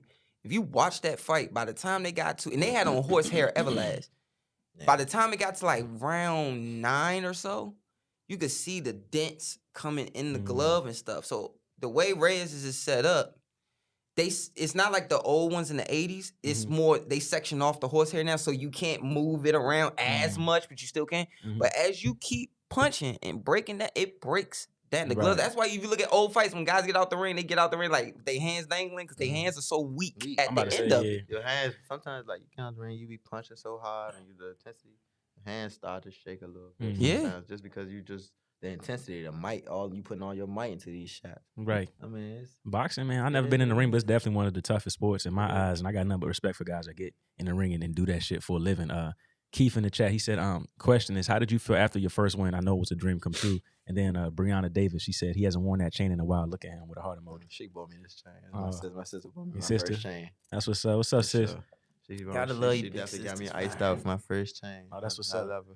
But Keith's question was, how did I feel? I felt happy. I mean, I was happy that, you know what I'm saying, it was over. Cause I saw that when you was walking out. Like it was over. It's like, all right, now I get to chill. Cause you know, it's still a training camp. It's still that's just the last. I mean, that's just what y'all see. Y'all come out to see that, but everything I did before then, the waking up at 6 a.m, going to do this and going to training camp, driving to Columbia, driving back to Southwest, going to go run at night, going to do all that, you know, getting down that way, all that goes into all this. Right. So it was kind of like, all right, it's over. I get to chill a little bit. Not seeing your girl. Yeah. You know what I'm saying? Not even being there, having to explain with her, like, I can't be that section that you love. For me, it's off. It's off right now. I ain't here right now. That's the thing. I ain't here for that. I ain't trying to be on that right now. Like, I ain't trying to hear none of that. Don't nag me. Don't none of that. Like, you gotta understand it. But most girls, I ain't gonna say most men are not boxers, so they don't have to do that. They don't have to do that. So when you're a boxer, it's like you have to, because this your life. Right. Your life is in there. Your life. Like, and people think, like I said, that you think you okay when you're mental off, or you got something, you think you okay. Like, I can go ahead and shake it off, and then you start thinking about, damn, how I was arguing before the fight. Now my head ain't right, or now I'm doing it. You think about all that when the fights get tough. You think about all the stuff you wasn't doing, all the stuff you could have did that you didn't do. So, like, I don't play with it. Like, when it comes to my preparation, I don't play. I never play with my preparation, but now it done jumped to even worse. To a whole different level. Like, you don't want to be around me when I'm getting in my mode. I'm not no butthole. It's more so I'm just like, I'm serious. Snappy. Yeah, I'm serious about what I'm doing. Right. Like, if I'm doing, I don't want it to be no BS. Like, I'm serious. I'm dead serious about what I'm doing. And I really get mad if you trying to play around while I'm serious. As you should. Did you catch what I said to Bug in the episode when you was watching? No. He was mentioning, like, it's Scooter's pro debut, blah, blah, blah. And I said, yeah. And he's pissed. And he was like, yeah, man. Yeah, he ready. Nah, I was pissed about a lot of things. I was pissed. Not even just the training. I was just pissed about.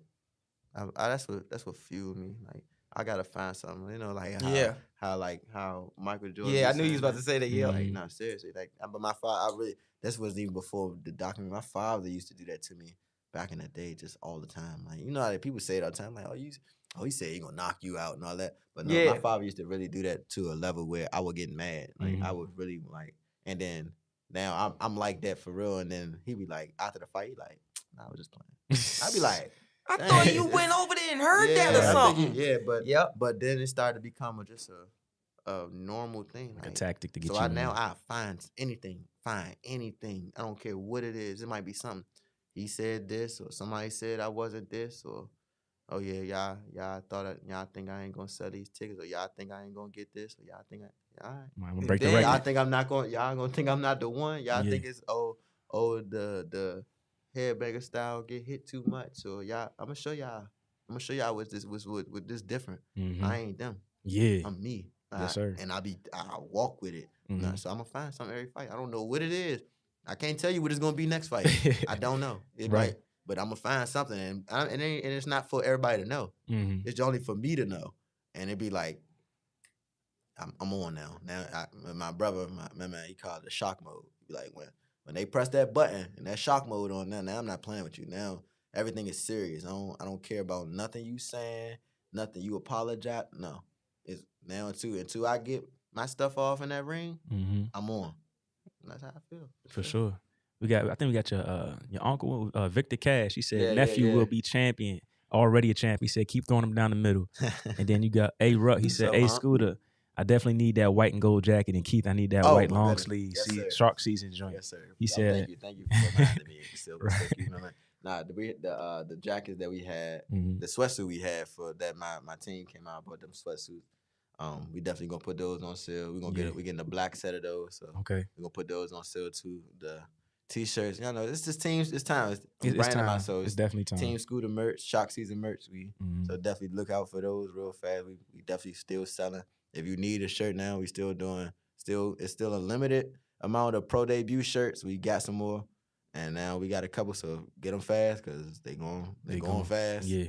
But I'm definitely on to just, you know what I'm saying, marketing myself and branding myself because now, like, I'm not a businessman. I'm a businessman. Right. Yeah. Just like what Ocho was saying about, he said, I don't need to buy the chains and, you know, flex the Rolexes and stuff. He said, I am me. I am the business. Yeah, you know? and Ocho really, is the business. Really. And now you really see that. Like, oh, wow. Like, people, how, like, it sounds messed up and people like, oh, you gotta be like that. But, like, people really can pay you for your time. When you like I could be doing something. I could be going to train. I could be working on myself. I could be. I don't get one shot at this. Yeah, I could be going to go spa, making some money or whatever.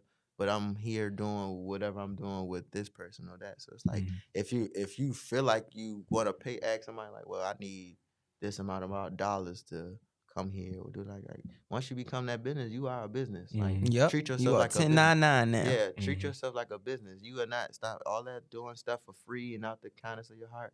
It kind of just some of it goes away, but you still got that, you know, that human in you that be like, I'm gonna reach out to these. I mean, I'm gonna make sure I take care of these dudes because they were here. You got those people, but it be people that come along that after you're on and that you like they see that you're something, they gonna want to jump on the back one. Oh my God. And those are the people that you be like, well, it's gonna be this. Like you guys, y'all was with me before any of this, before I'm gonna have 5 fights or 10 fights. We gonna probably have got daggone 10 interviews by that time. Right, And I would never do that with y'all because y'all, you're saying y'all show that's love. Appreciate you, bro. But a lot of other people gonna start to come at me and do it. And I already know, like, yeah, y'all not gonna just be getting the same nice scooter unless y'all gonna have to come correct. Yeah, for sure.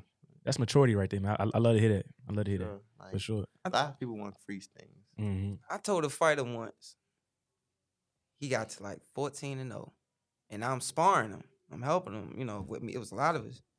And so I said, a lot of people about to start coming out the woodwork. 14-0 now. People you ain't never heard from in years about to come out of nowhere. Cousins you never knew. And the thing was though, he said, "Nah, man, it's our time." I said, "No, it's not our time. It's your time." I said, "I appreciate that because you know you had me in camp and help everything, but no, this is your time. I ain't getting in there with. I know I'm helping you spar and everything, but you putting them ounces on, not me. Yeah. You know." So he said, "Nah, man, that's why I love you, man. I appreciate it." I said, "But I'm telling you, if you want to cut it off at this line right now, like whoever's in this gym right now, these are the guys, and whoever else comes, they don't get a certain amount of treatment because of these guys that are already here from the beginning. You might have to do that." Nah, man. Then it wound up happening. And he was like, "Bro, yeah." He was him and his family was telling me. I was like, "Good God." Man, like I said, like, man, y'all see me, man. I'm dolo. I don't people nobody. Like I said, I'm with. You might see me with my god brothers. Yep. You see my dad. Then me and my dad just had this talk though, like, cause I knew this though. He always like, it's a lot of people that's gonna want to jump on the bandwagon once you become something. Once they see the potential and that you can be this or you can do it, and they trying to get on themselves. So they know being around you or being with you or using your name is gonna put you on. So it's like you gotta be careful of, you know what I'm saying, who you dealing with now. You can't just keep saying yes and yes and yes. Yeah. You're gonna have to say no. People gonna look at you funny. But it's not because they gonna look at you funny because you saying no and they gonna say you changed. They gonna say you Hollywood. But it's not even that. It's that you only reaching out to me right now because you want something from me. You want the status I got, or you want to be able to use my platform. If I was just Joe Blow that was, you know, saying, just around the way, would you be calling me like that? Would you be trying to come around me, ride with me, want to go to the store with me? Would you be trying to do that? I don't think so. So it's like you gotta watch people, a lot of people, and that's why my way of that is I don't really trust a lot of people anyway, because so many people done lied to me just growing up, and I'm real. I don't like people that lie. Like that's real. That'll you know what I'm saying, just make me not even want to be around you. Mm-hmm. Right. But it's like you know what I'm saying. It's I stay away from people that sell dreams, all that stuff. Like nah, I'd rather you be right here, look me in my face, and keep it 100 with me. Whether it's gonna hurt my feelings or not, because I can respect it, because like I needed to hear that. Especially in the sport that we're in. Yeah, it's like, dude, you have to take criticism anyway. Yeah. Anyway, so just keep it straight when say what you gotta say. Yeah, it's cool. And it's okay. Like some fighters, that's the thing. And on that, I try to stay coachable at all times. Like when it comes down to boxing, like, you know, everybody got a different viewpoint of boxing. Every trainer don't train the same. That don't mean he don't know nothing. That don't mean he's not a good trainer. He just trains different.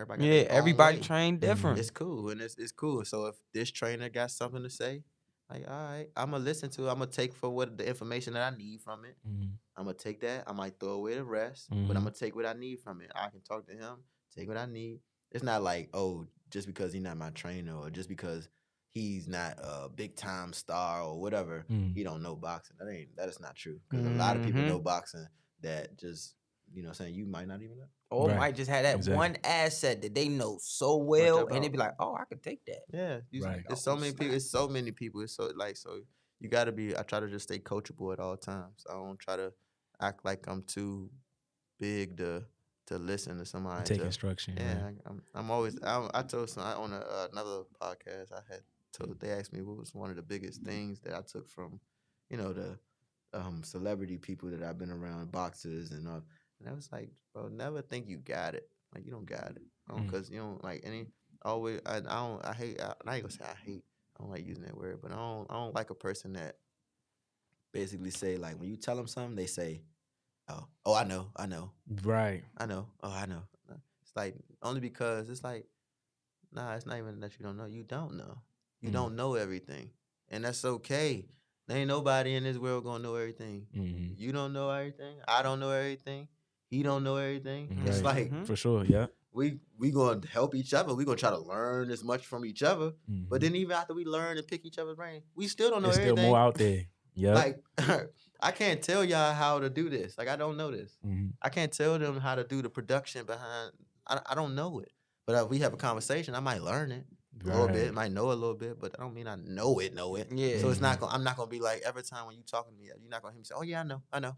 No, I don't know. That's a pet peeve of mine too. I cannot stand. I'm like, okay, like I'm gonna take like, all right, I can't stand it. Like, okay, I'm gonna really retain that energy, and I'm gonna retain that conversation we had, and I'm gonna lock in. Like I love to listen. Like when I'm talking to people, that's why y'all know that. Like I keep eye contact. That's how you know. A lot of people don't look at you in the eye. I can look you in your eye and talk to you. Locked in. And I'm locked in. I'm listening to what you're saying. You know what I'm saying? Like, I just see a lot of things. And my father told me this growing up. Like he told me that a lot of people don't do a lot of this.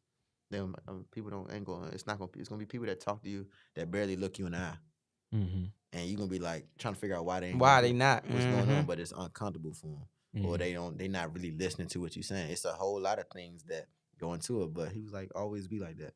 Because now when you do that, now you're going to be listening to what they saying. You locked in onto them. You locked in onto that one person talking to them. You know what I'm saying? Right. And they gonna feel your message. You're going to feel their message. So shout out to, again, that's why my pops, he the GOAT. Yeah, for sure. I think your pops is in the chat right now. Yeah. He said, Cameron Lawrence, he said, this dad, tell him I said 3/4. You doing good, son. Hold on, what's the 3/4? What's that? Didn't he mention that last episode? He called in last time. No, he mentioned, see, that's the thing. Y'all missing the joke now. What the heck? First of all, he called himself now Mr. 3/4. When he called into the show, it was Mr. Half. Yeah, right. That's what it was. He done went up. Yeah, he went up. He done went up on the daggone price. Now he need 3/4 of the money. Yeah, 3/4. I get it. Hey, we got you, pops. We got you. No, we don't got him. Don't do that. Don't encourage him. That's pops. All right, I gotta ask. No, wait, no, everybody. So the last time we was talking, all the tapes we was talking about, the fights we was talking about. Did you watch the Nicolino Loche dude? Yes. Slim. Wasn't that so wild? Yes. And he's smoking cigarettes in the corner. Slick as can be. And like not bro. We was just talking about that at the gym today. Like them Jack Dempsey days, all them like them guys was fighting, 15, 40 rounds, 40 rounds, smoking cigarettes in the corner. Yeah, drinking whiskey, drinking all that and fighting. You be like, and you be thinking kids or men these days be gassing out in 12 rounds. And you be like, these dudes out there was fighting 15 to 40 rounds. Like, bro, that's insane. Right. I would never want to I would never want to sign up for no 40 round. That's what? That's crazy. Right. Yeah, like back then they would sign up fights.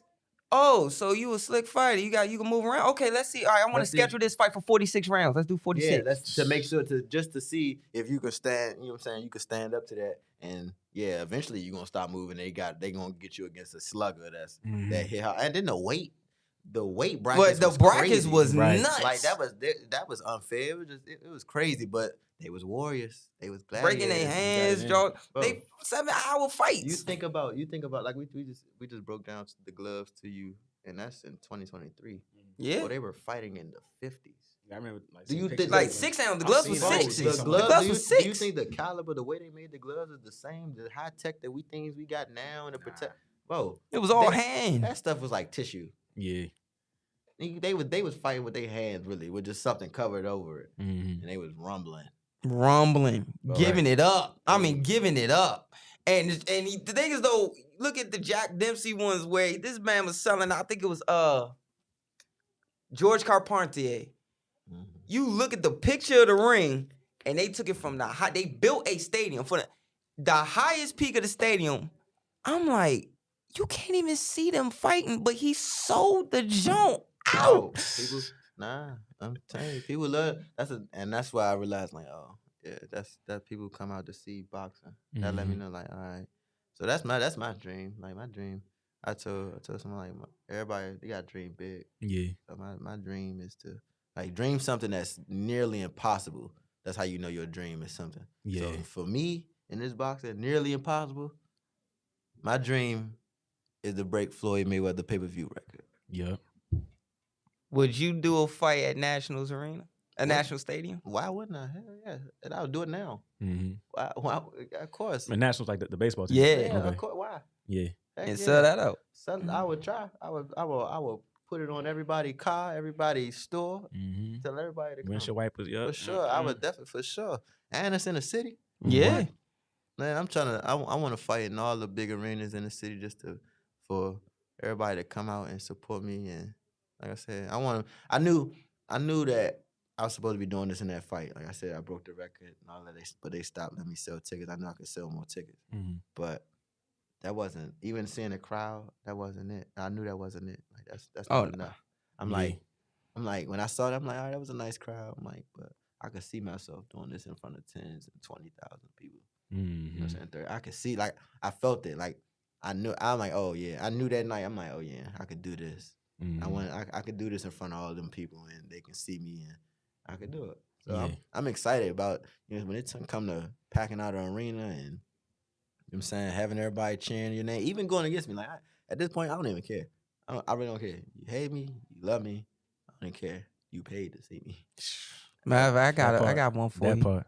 That's because he said arena, right? Mm-hmm.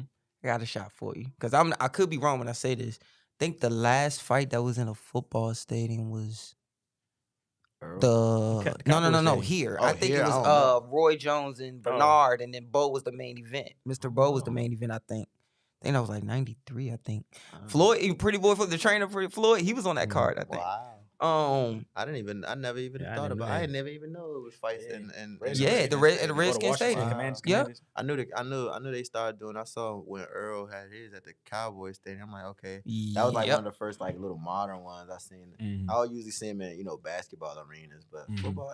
Hey man, listen, whether they got seats and they put that ring, I don't care if it's in the back of the junkyard. Yeah, if y'all you pay at the door, I get a proceed from them tickets. Y'all gonna give me a purse? It's sanctioned. We could boogie. I don't care where we at. Like, long as us gonna, you know what I'm saying? I don't know. Everything right, number right, contract right.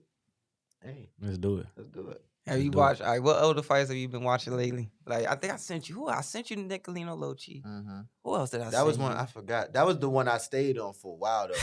Because you hit me back. Yeah, he was so slick. Mm-hmm. He was so slick. And he'd be like, That's how you know. That's how you know it'd be like everything you doing right now. Somebody done did it. Already done did it. The dude did this. You are never that's like a no. Don't never square. He hit hands like this. He was just gone. Like you couldn't touch him. He just had. I don't know what he was doing. Like he just got. He just. It was just. I ain't even gonna say it's just vision, cause me, I see everything, but I tell people all the time, like I feel the punches. Like I feel it before you throw it. Soon as that muscle twitch, like, oh, I'm gone. Like I can feel it. Like I can feel whatever you throw. I ain't like, if I'm about to fight you, I'm looking. This is how I'm looking. Like they don't know where I'm looking at. So it's like, all right, I'm throwing. I see it. I can feel the punch. It was like, no. Only time a fighter get hit is when he relax. Yeah, too relaxed. When you too relaxed, that's when you get hit. Whenever you just like, you know what I mean, you on it, it's hard to hit any human being unless he's standing there. Yeah. Like, think about it. If you don't want to get hit right now, you don't have really a whole lot of boxing training, none of that. But you're gonna get out the way. If I say get out the way, however you gonna get out the way, you gonna get out the way. But only way you won't get out the way is if you just relax. You too relaxed right now. That's the same way in boxing, for sure. So, you wanna know a funny story? I watched the interview. It was Buddy McGirt, James Tony Zab Judah, and I think Cotto was in it too. And they was talking about defense. Buddy McGirt said he went to the gym and he said, yeah, you working with the smaller guy today. I forget the guy name he mentioned on it. He said, I'm gonna put this cord on the ground. No, he said, I'm gonna put this down on the ground and I'm gonna put my foot over top of it. And when this sparring session over, I'm gonna lift my foot still gonna be on this dime. He said the most he would let me get to him with was a jab. This is Buddy McGirt we talking about here. The guy that y'all look at in the corner with the boy, like, nice chubby, that dude was different back in the day. Yeah, nah. Man, so a lot of them fighters, though, that's what people don't know. A lot of people see, even if they probably don't be into boxing, they see these trainers out here. You know what I'm saying? Mark Brelands most of these guys really been, like, they were really in the field. Like, they really was getting fighters. It in. Yeah. Olympians and all. People just don't bring it up. Now they train, and now they Hall of Fame trainers, and so they don't bring up their actual boxing resume. But these guys that was dogs. They know what they talking about. Like, right. Something like Mark Breland. I'll finish the Buddy McGirt part. He said, man, the most he'll let me get to was like a jab. After that, I couldn't touch him. He said, man, he kicked my ass. As soon as the sparring session was over, he lifted his foot. Or in the court is still there. He said, you know what that was? That was a 25-cent ass woman. And I bust out laughing. But Mark, we was when we met Mark Breland. Yeah. And I'm talking boxing with Mark Breland. And I never forget this lady was like, who's that guy over there? Such that everybody's talking to. I said, a killer. And she was like, you serious? I said, yeah, he's one of the coaches. I said, she was like, you're joking, right? I said, no. I took out my phone, showed a picture of Mark Breland, like in his prime. She was like, she looked with the phone, looked back again. I said, his amateur record was like 100 and something and one loss, and the one loss was debated.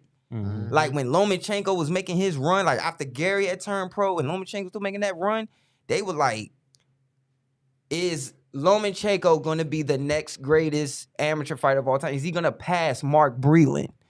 That's what they were talking about. Like, Mark Breland was different, especially in the amateur. He was different. Different. I ain't gonna lie, man. That's why, man, shout out to all of them coaches out there, man. It's a lot of great coaches that box and that didn't box. That's shout out all my coaches. Somebody just posted a video of Boog today knocking a dude out in this. I saw it. The hook when he slid in real smooth, dropped the 6-inch. So shout out to all of them. Shout out to Coach B. Shout out Coach Boog, Coach Jamie, Coach Jeff. You know what I'm saying? Even my strength and conditioning coach, Coach Myra Flowers, like just all my coaches, they play a big part in my development, and you know what I'm saying, where I came from, like everything. They really keep a good head on my shoulders, you know what I'm saying, give me, other than my father, give me father figure advice and just, you know what I'm saying, just talking, you know what I'm saying, life stuff. And when I'm away, just whatever, give me situation, give me game. Because again, like you said, they've been here before. They've been here longer than me, so they seen more than me.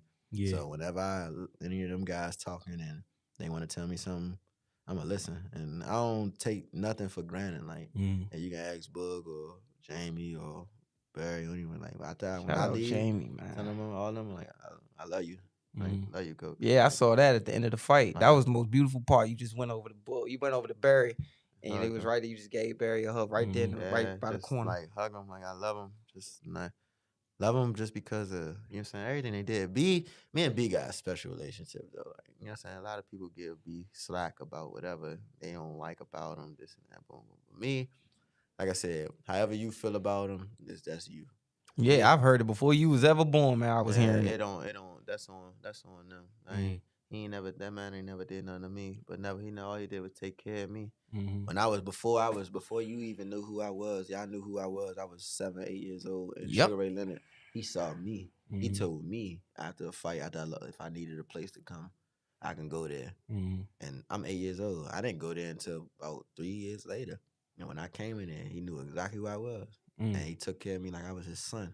I've been, like, to this day, he still would do. If I ask B to do anything for me, he gonna do it. Like, and take care of me. Like, he always tell me, like, and even when I was younger, he always told me, like, listen, son, you my last hurrah. Like, well, after you, I'm done. I figured that. Man, you gonna walk into the sunset together. He always told me that. This when since I was 10 years old. Wow. I ain't, you know what I'm saying? And he put all his chips on me since I was 10. Wow. You know what I'm saying? He been called this. All this that's right now, he called it. Before or anybody else said anything, before anybody said, other than my father and Coach Flip. Coach Flip was always him. Another legend. Other than them, that Coach B was one of them people that was like he knew. He said it. He always wanted to keep me humble, you know what I'm saying? Don't want me to get too big headed. So but he would never tell me stuff, like certain things to me.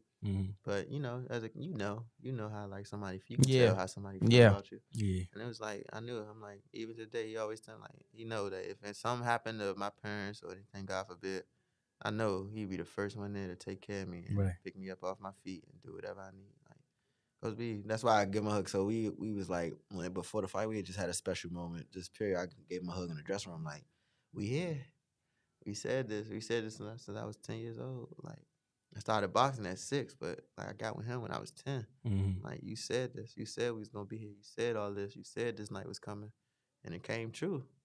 And when I got the knockout and it was over, it was like I gave him a hug, and it was more so like, thank you. Just thank you, like, for everything. You know what I'm saying? Like, just taking me through this whole journey. You're saying all the BS that B go through, people saying this, slandering his name, all the business side of it, having to, you know what I'm saying, meet with this person, stuff even with DPI rec. He gotta do, that's amazing, man. He do everything.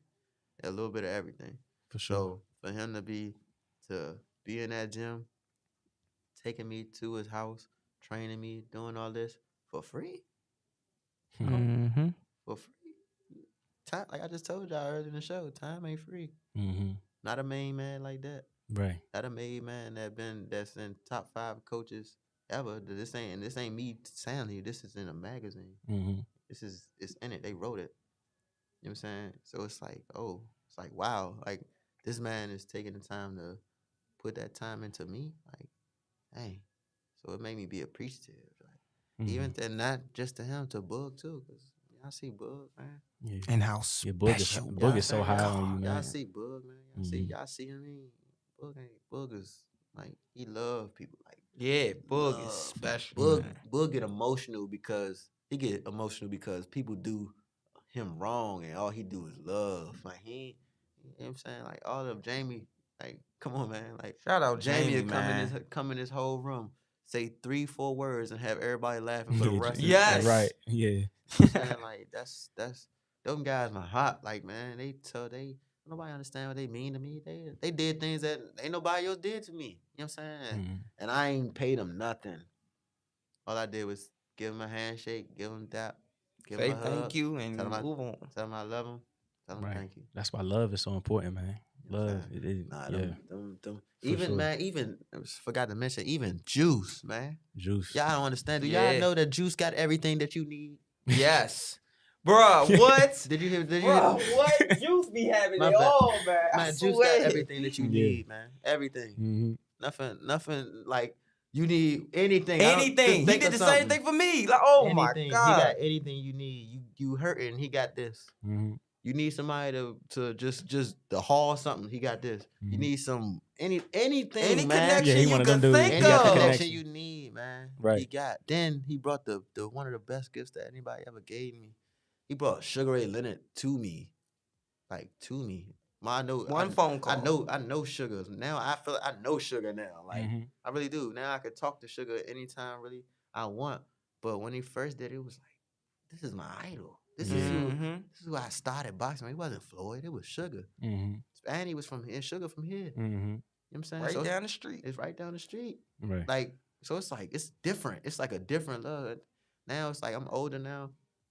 Sugar coming to see me spar and taking pictures and it's like signing things. It's still, I got so many signatures for him, but I mean, it don't matter. Every time you sign anything, because I'm going to keep it for life.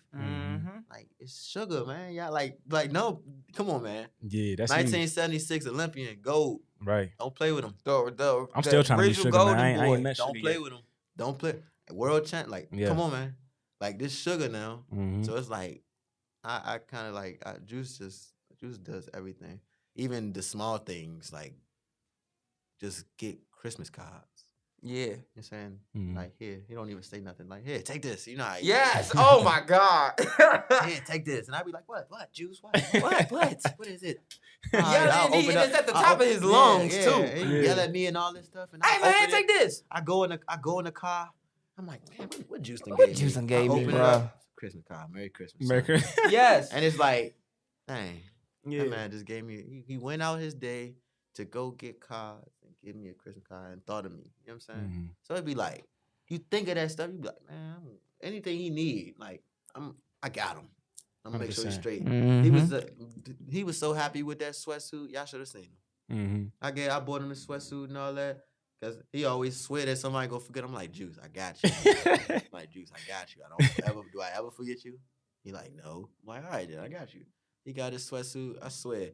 He hung it up. He had it hung up. He was wearing it before everybody. I said, Juice. He wasn't supposed to open it yet. He was just excited. But it's Juice, man. Like, that's my whole team, man. My whole team. I love them to death, man. They just real genuine.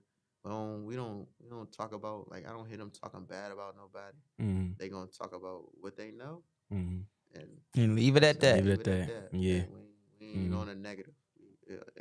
Like Coach B tell me all the time, if it ain't positive, get it out your life. Indeed. Time is too short. Because what it's doing for you. What is it really doing for you? When negativity gets to you now, it's like poison. It's poison. I'm about to say that, yeah. Most of the quotes or most of the little knowledge, little old sayings, I give them him. I call him Mr. Miyagi. You know what I'm saying? He like, if you see him, he be like a sensei or something. Like he about to do karate or something. No ball. Like, you know what I'm saying? But nah, B is that, man. Yeah. I love all my team, my coaches, just everybody that got a part in Team Scooter. You know what I'm saying? That just helped me get to where I am. You know what I'm saying? It's just, I tip my hat off to all y'all because y'all played a part. Flip. I give Flip his flowers right now because you know what? I might not always mention Flip, but don't nobody know. Like, Flip was the first. Flip was right there at the weigh-in with me. I ain't let nobody. He walked in with me like, "Hey, Flip." When I turned pro, and he's heard me turn pro, he called me like, "Hey, I'm coming to the house." All right, and we talked. We talked about boxing. We talked about everything we learned. We talked about what's different now. We talked like people don't understand that.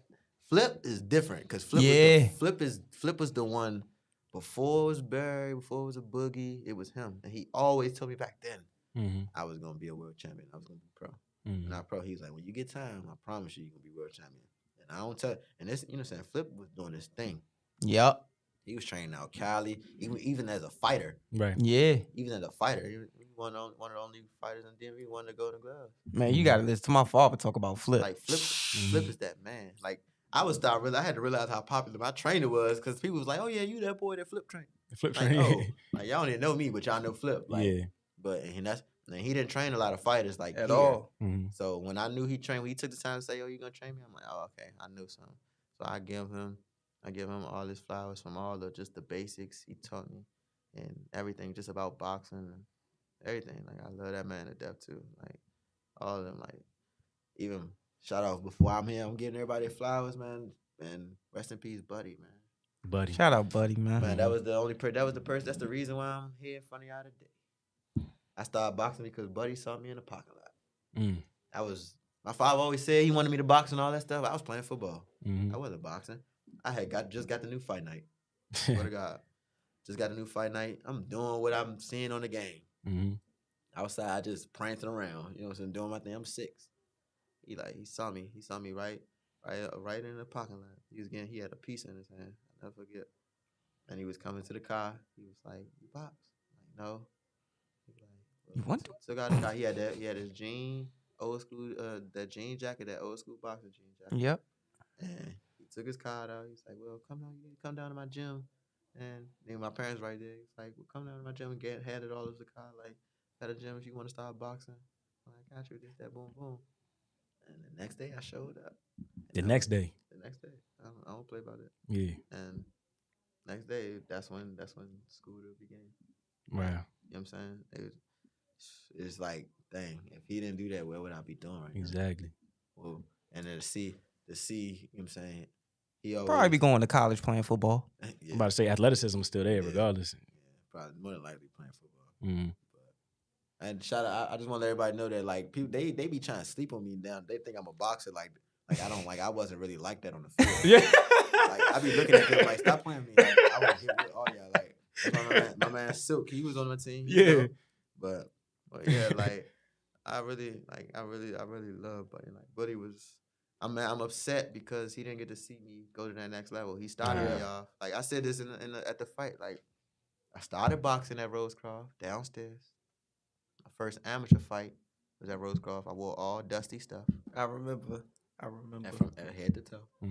My last amateur fight was at Rosecroft. My first pro fight was at Rosecroft. All that only happened because of Buddy. That's the building that people know Buddy for. Like that's Buddy. Yep. The lady Lisa. Miss Lisa, man. Lisa. She knows me. She loves me. She gives me a hug. It's like, oh my God. Yeah. Because she remembers that boy that was 6 years old. They turned on Michael Jackson and I'm moonwalking, dancing, hee-heeing around the gym. Right. You know what I'm saying? They remember that. That's all they talking about. I remember you dancing. I remember you used to be the one to dance. And this and that. Like, yeah, like, I can't believe that he's gone. He didn't get to see this. I'm upset because I'm like, I wanted him to see this. Oh, trust me, he saw it. Yeah, I know he saw it. Yeah, you know he saw it. I know he out there talking trash to people. Yeah. Mm-hmm. Yeah, but man, it's just there's so many, like I said, there's so many people that down you and know that is the reason for Scooter and the reason that Scooter is where I am today. And that's what I do. I do it for myself, but I do it for them too. Because people put people that couldn't be who they really wanted to be in life, they had to change their dream and they altered my life while they was changing their dream. So it's like, all right, y'all gonna get y'all flowers. I'm here for giving people their flowers. It's important. For sure. Sure, I could see you. You know what Buddy would say after that pro debut? Man, he did good. Just wish he would have just came out on some old school, man, instead of that. Like, you know, am I lying? Something. Yeah. Something. He would have said something, man. Yeah, nah. Rest in peace, Buddy. I might put him in my shorts my next fight. For sure. Yeah, that'd be special, man. I'll put him in my shorts. I think y'all might have heard that just first here. For sure. But now, you never got into next. What's next fight date? Or you got a fight date up? Man, not locked in. Okay. So many people trying to get me on cards and all that. Yeah. I'm sure everybody pulling and pushing at you. Yeah, so we haven't locked in nothing yet. We got a couple of dates in mind, but okay, it should be soon. Probably the next couple months. Yeah, it ain't gonna be no crazy layoff. Yeah, for sure, man. Definitely stay tuned. Keep watching the Instagram. Keep watching. That's pretty much where I give y'all all the information about what's going on with my Instagram. I probably posting it and get off. I do not like social media, but yeah, definitely just stay on the lookout. Shock season is here. It ain't even. It's coming. It's here now. It's already started. We want to know one knockout. Let's do it, man. Let's do it. I talked to Keith. He gonna give me some of those white Team Scooter hats. Yeah. I'm gonna get two, but I need you to sign one so I can put it up and have it. For sure, man. You anything you want to say to him, man? Well done. Thank you, man. Thank you. It was a process, man. Everything was a process. Yeah. I kind of just honed in and stayed focused. I'm going to stay focused. Y'all can hear that from me. A lot of fighters always talk about, yeah, I'm gonna stay focused and I'm gonna do this, but not like this. This all I got. This all I do. As soon as that temptation come, they mess up. That's all I do.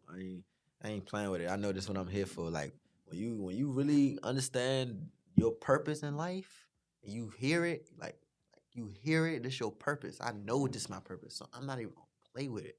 Like, I'm like, all right, and I'm gonna take it to the fullest. Cause I tell people all the time, like, all right, I'm gonna listen to you. Like I tell my father, that's my way of, like, that's how I live my life. I'm gonna listen to you. You gonna tell me this? All right, I'm gonna listen. If it work, you ain't gonna hear my mouth.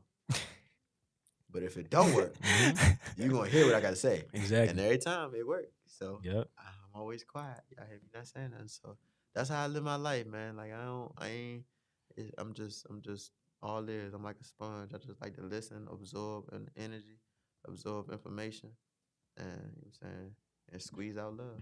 Indeed, man. Indeed. Well, we want to thank you again. I want to thank you personally for coming through and dropping these jewels on on that TV show, the podcast. It need to be a TV show. It will be a TV show one of these days, man. For sure, for sure, man. Nah, but for real, we working on it, man. I know the team. We all appreciate you. I appreciate you. Appreciate you showing love to me from day one. Came to the gym, met you and everything. It's been love since then, man. Was you there when I sparred Tank? I was there when you sparred Tank. Yeah, he was there. Yeah, he was there. I'm like, you was there. He called. He told me. I was just telling somebody the story about that. I'm like, they like, why couldn't I see the video? I'm like, are you crazy? Are you nuts? There's nobody recording. I'm like, you might all nobody got, like, nobody recording. But I'm like, the ones that was there, they saw what happened. They saw the work that was gave, and it was like, I think that was the first time the people there, they looked at me. They was like, whoa, like, okay, yeah, for real, like, whoa, because like Scooter really is gonna be one of the ones, because Tank is Tank now. Y'all know who Tank is. Yeah, and Tank gonna do what he do, and I did what he did. And even Tank even looked like, kind of was like, yeah. That's when, at that point, after that sparring session, that's when they became big bro, little bro. Like, you know, he always gonna show love because I came up under him, but then it was like, nah, I'm gonna really show this kid love. Like, he really is one of them next ones. Yeah, y'all was working. I think Richardson Hitchens was in there that day. Yeah. Africa came in there. Yeah, they was working. He came in there. I got some good rounds with him too.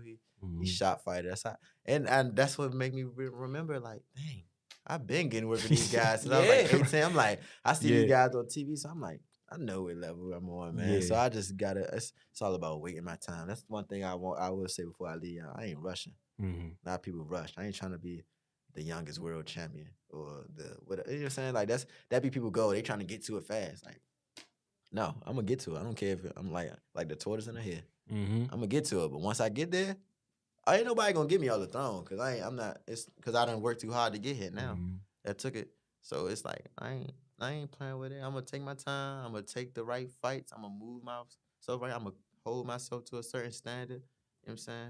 I'm gonna make sure that everything I'm doing is for my career. I'm like I said, I'm thinking like a business. I am a business. Right. So it ain't. I'm not playing. I'm telling y'all, I'm not playing. DC, Maryland, Virginia, get behind me. Yeah. I'm get behind me, man. I really am gonna do this. Right. I really am gonna do this. I know I'm gonna do it, and I'm telling y'all to get behind me, because that's gonna make it easier. Y'all get behind me. It's like, now he got a whole city. He got states behind him. Right. It's like, okay, well, because that's what they ask you when you come to the table with something. You gotta have something. Yep. You gotta have something with you. Like, because at a certain point, everybody could fight. Everybody could fight now. It's like, when you get to a certain league, they could fight too. Like, what you got? Oh, well, okay. Well, he sell tickets. Okay. That's how Jerry got on. Boom. He sell tickets. Boom. Oh, okay. He got a city behind him. Okay, yep. Boom. Oh, then he got the star power, the charisma to be able to talk behind cameras and marketable. Okay, boom. Like, all right, I'm trying to check out them boxes. Like, and you doing it, man. I'm really trying to check out them boxes. So while I'm doing it, it's like, all right, cool. And all I need is that push from the city. If I get that push, and y'all get behind me like no other, man, we gonna be unstoppable. It's coming, man. Sure. Team Scooter. Shark season, baby. Indeed, man. Well, like I was saying, man, we definitely appreciate you coming to the show. Thank you for showing love. And everything you saying, man, you're there. You're ready. You're primed and ready for this moment. Yeah. Nothing's too big for you. You're cerebral. You're there. You're hungry, and you're doing it with love, man. Yeah. That's the most important part. So I'm proud of you. I'm glad to know you. And for sure, we always gonna be right here with you, man. So for sure, man, it's just love. So if you'd like to give any last shout outs. Shout out to the whole team, Headbangers. Shout out to the DMV area. We got some hell of a boxers out here. You know what I'm saying? Shout out to all the fighters that I fought in my amateurs, because y'all got me prepared for what I am today. You know what I'm saying? Shout out to all the people. Shout out to y'all for having me on this podcast. I'm just blessed, man. I'm just blessed. I just thank God that he put me in a position to be where I am today. Give me all the resources, my parents, my coaches. You know what I'm saying? Both of my parents. That's rare in this lifetime to have both parents in the same household, married. You know what I'm saying? My siblings, all my siblings with me. Big blessing. A big blessing, man. It's just I'm just blessed, man. That's what I'm really appreciative and blessed these days. Like, I don't take nothing for granted no more. Like I never really took nothing for granted, but I'm really honing in. Like I said, love is real big on me right now because it's not a lot of people that I got. So the ones I do got, I'm holding on to them, and I'm gonna make sure they good. Right. Right, man. Super important, man. This was a great show. Anything you like to say before we wrap up? Well done. And see you next time. Appreciate it, man. Yes, just follow me on Instagram, Twitter, TikTok at I am Scooter Davis, and get your Shock Season Team Scooter merch.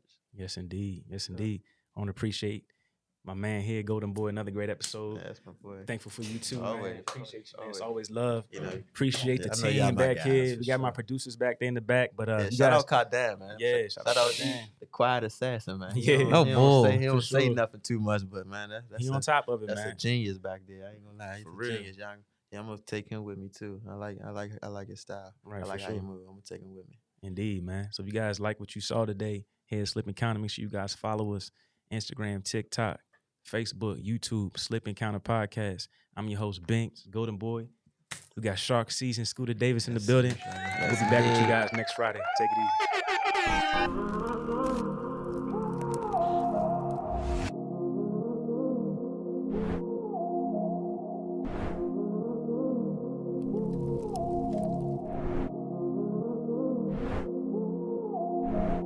I was born for this. Always knew I was the one, didn't know when my time was gonna come. I was born for this. Gotta be the voice for the youth, won't stop. And I can keep the bass on, right? And I can stay on even when I'm on the game.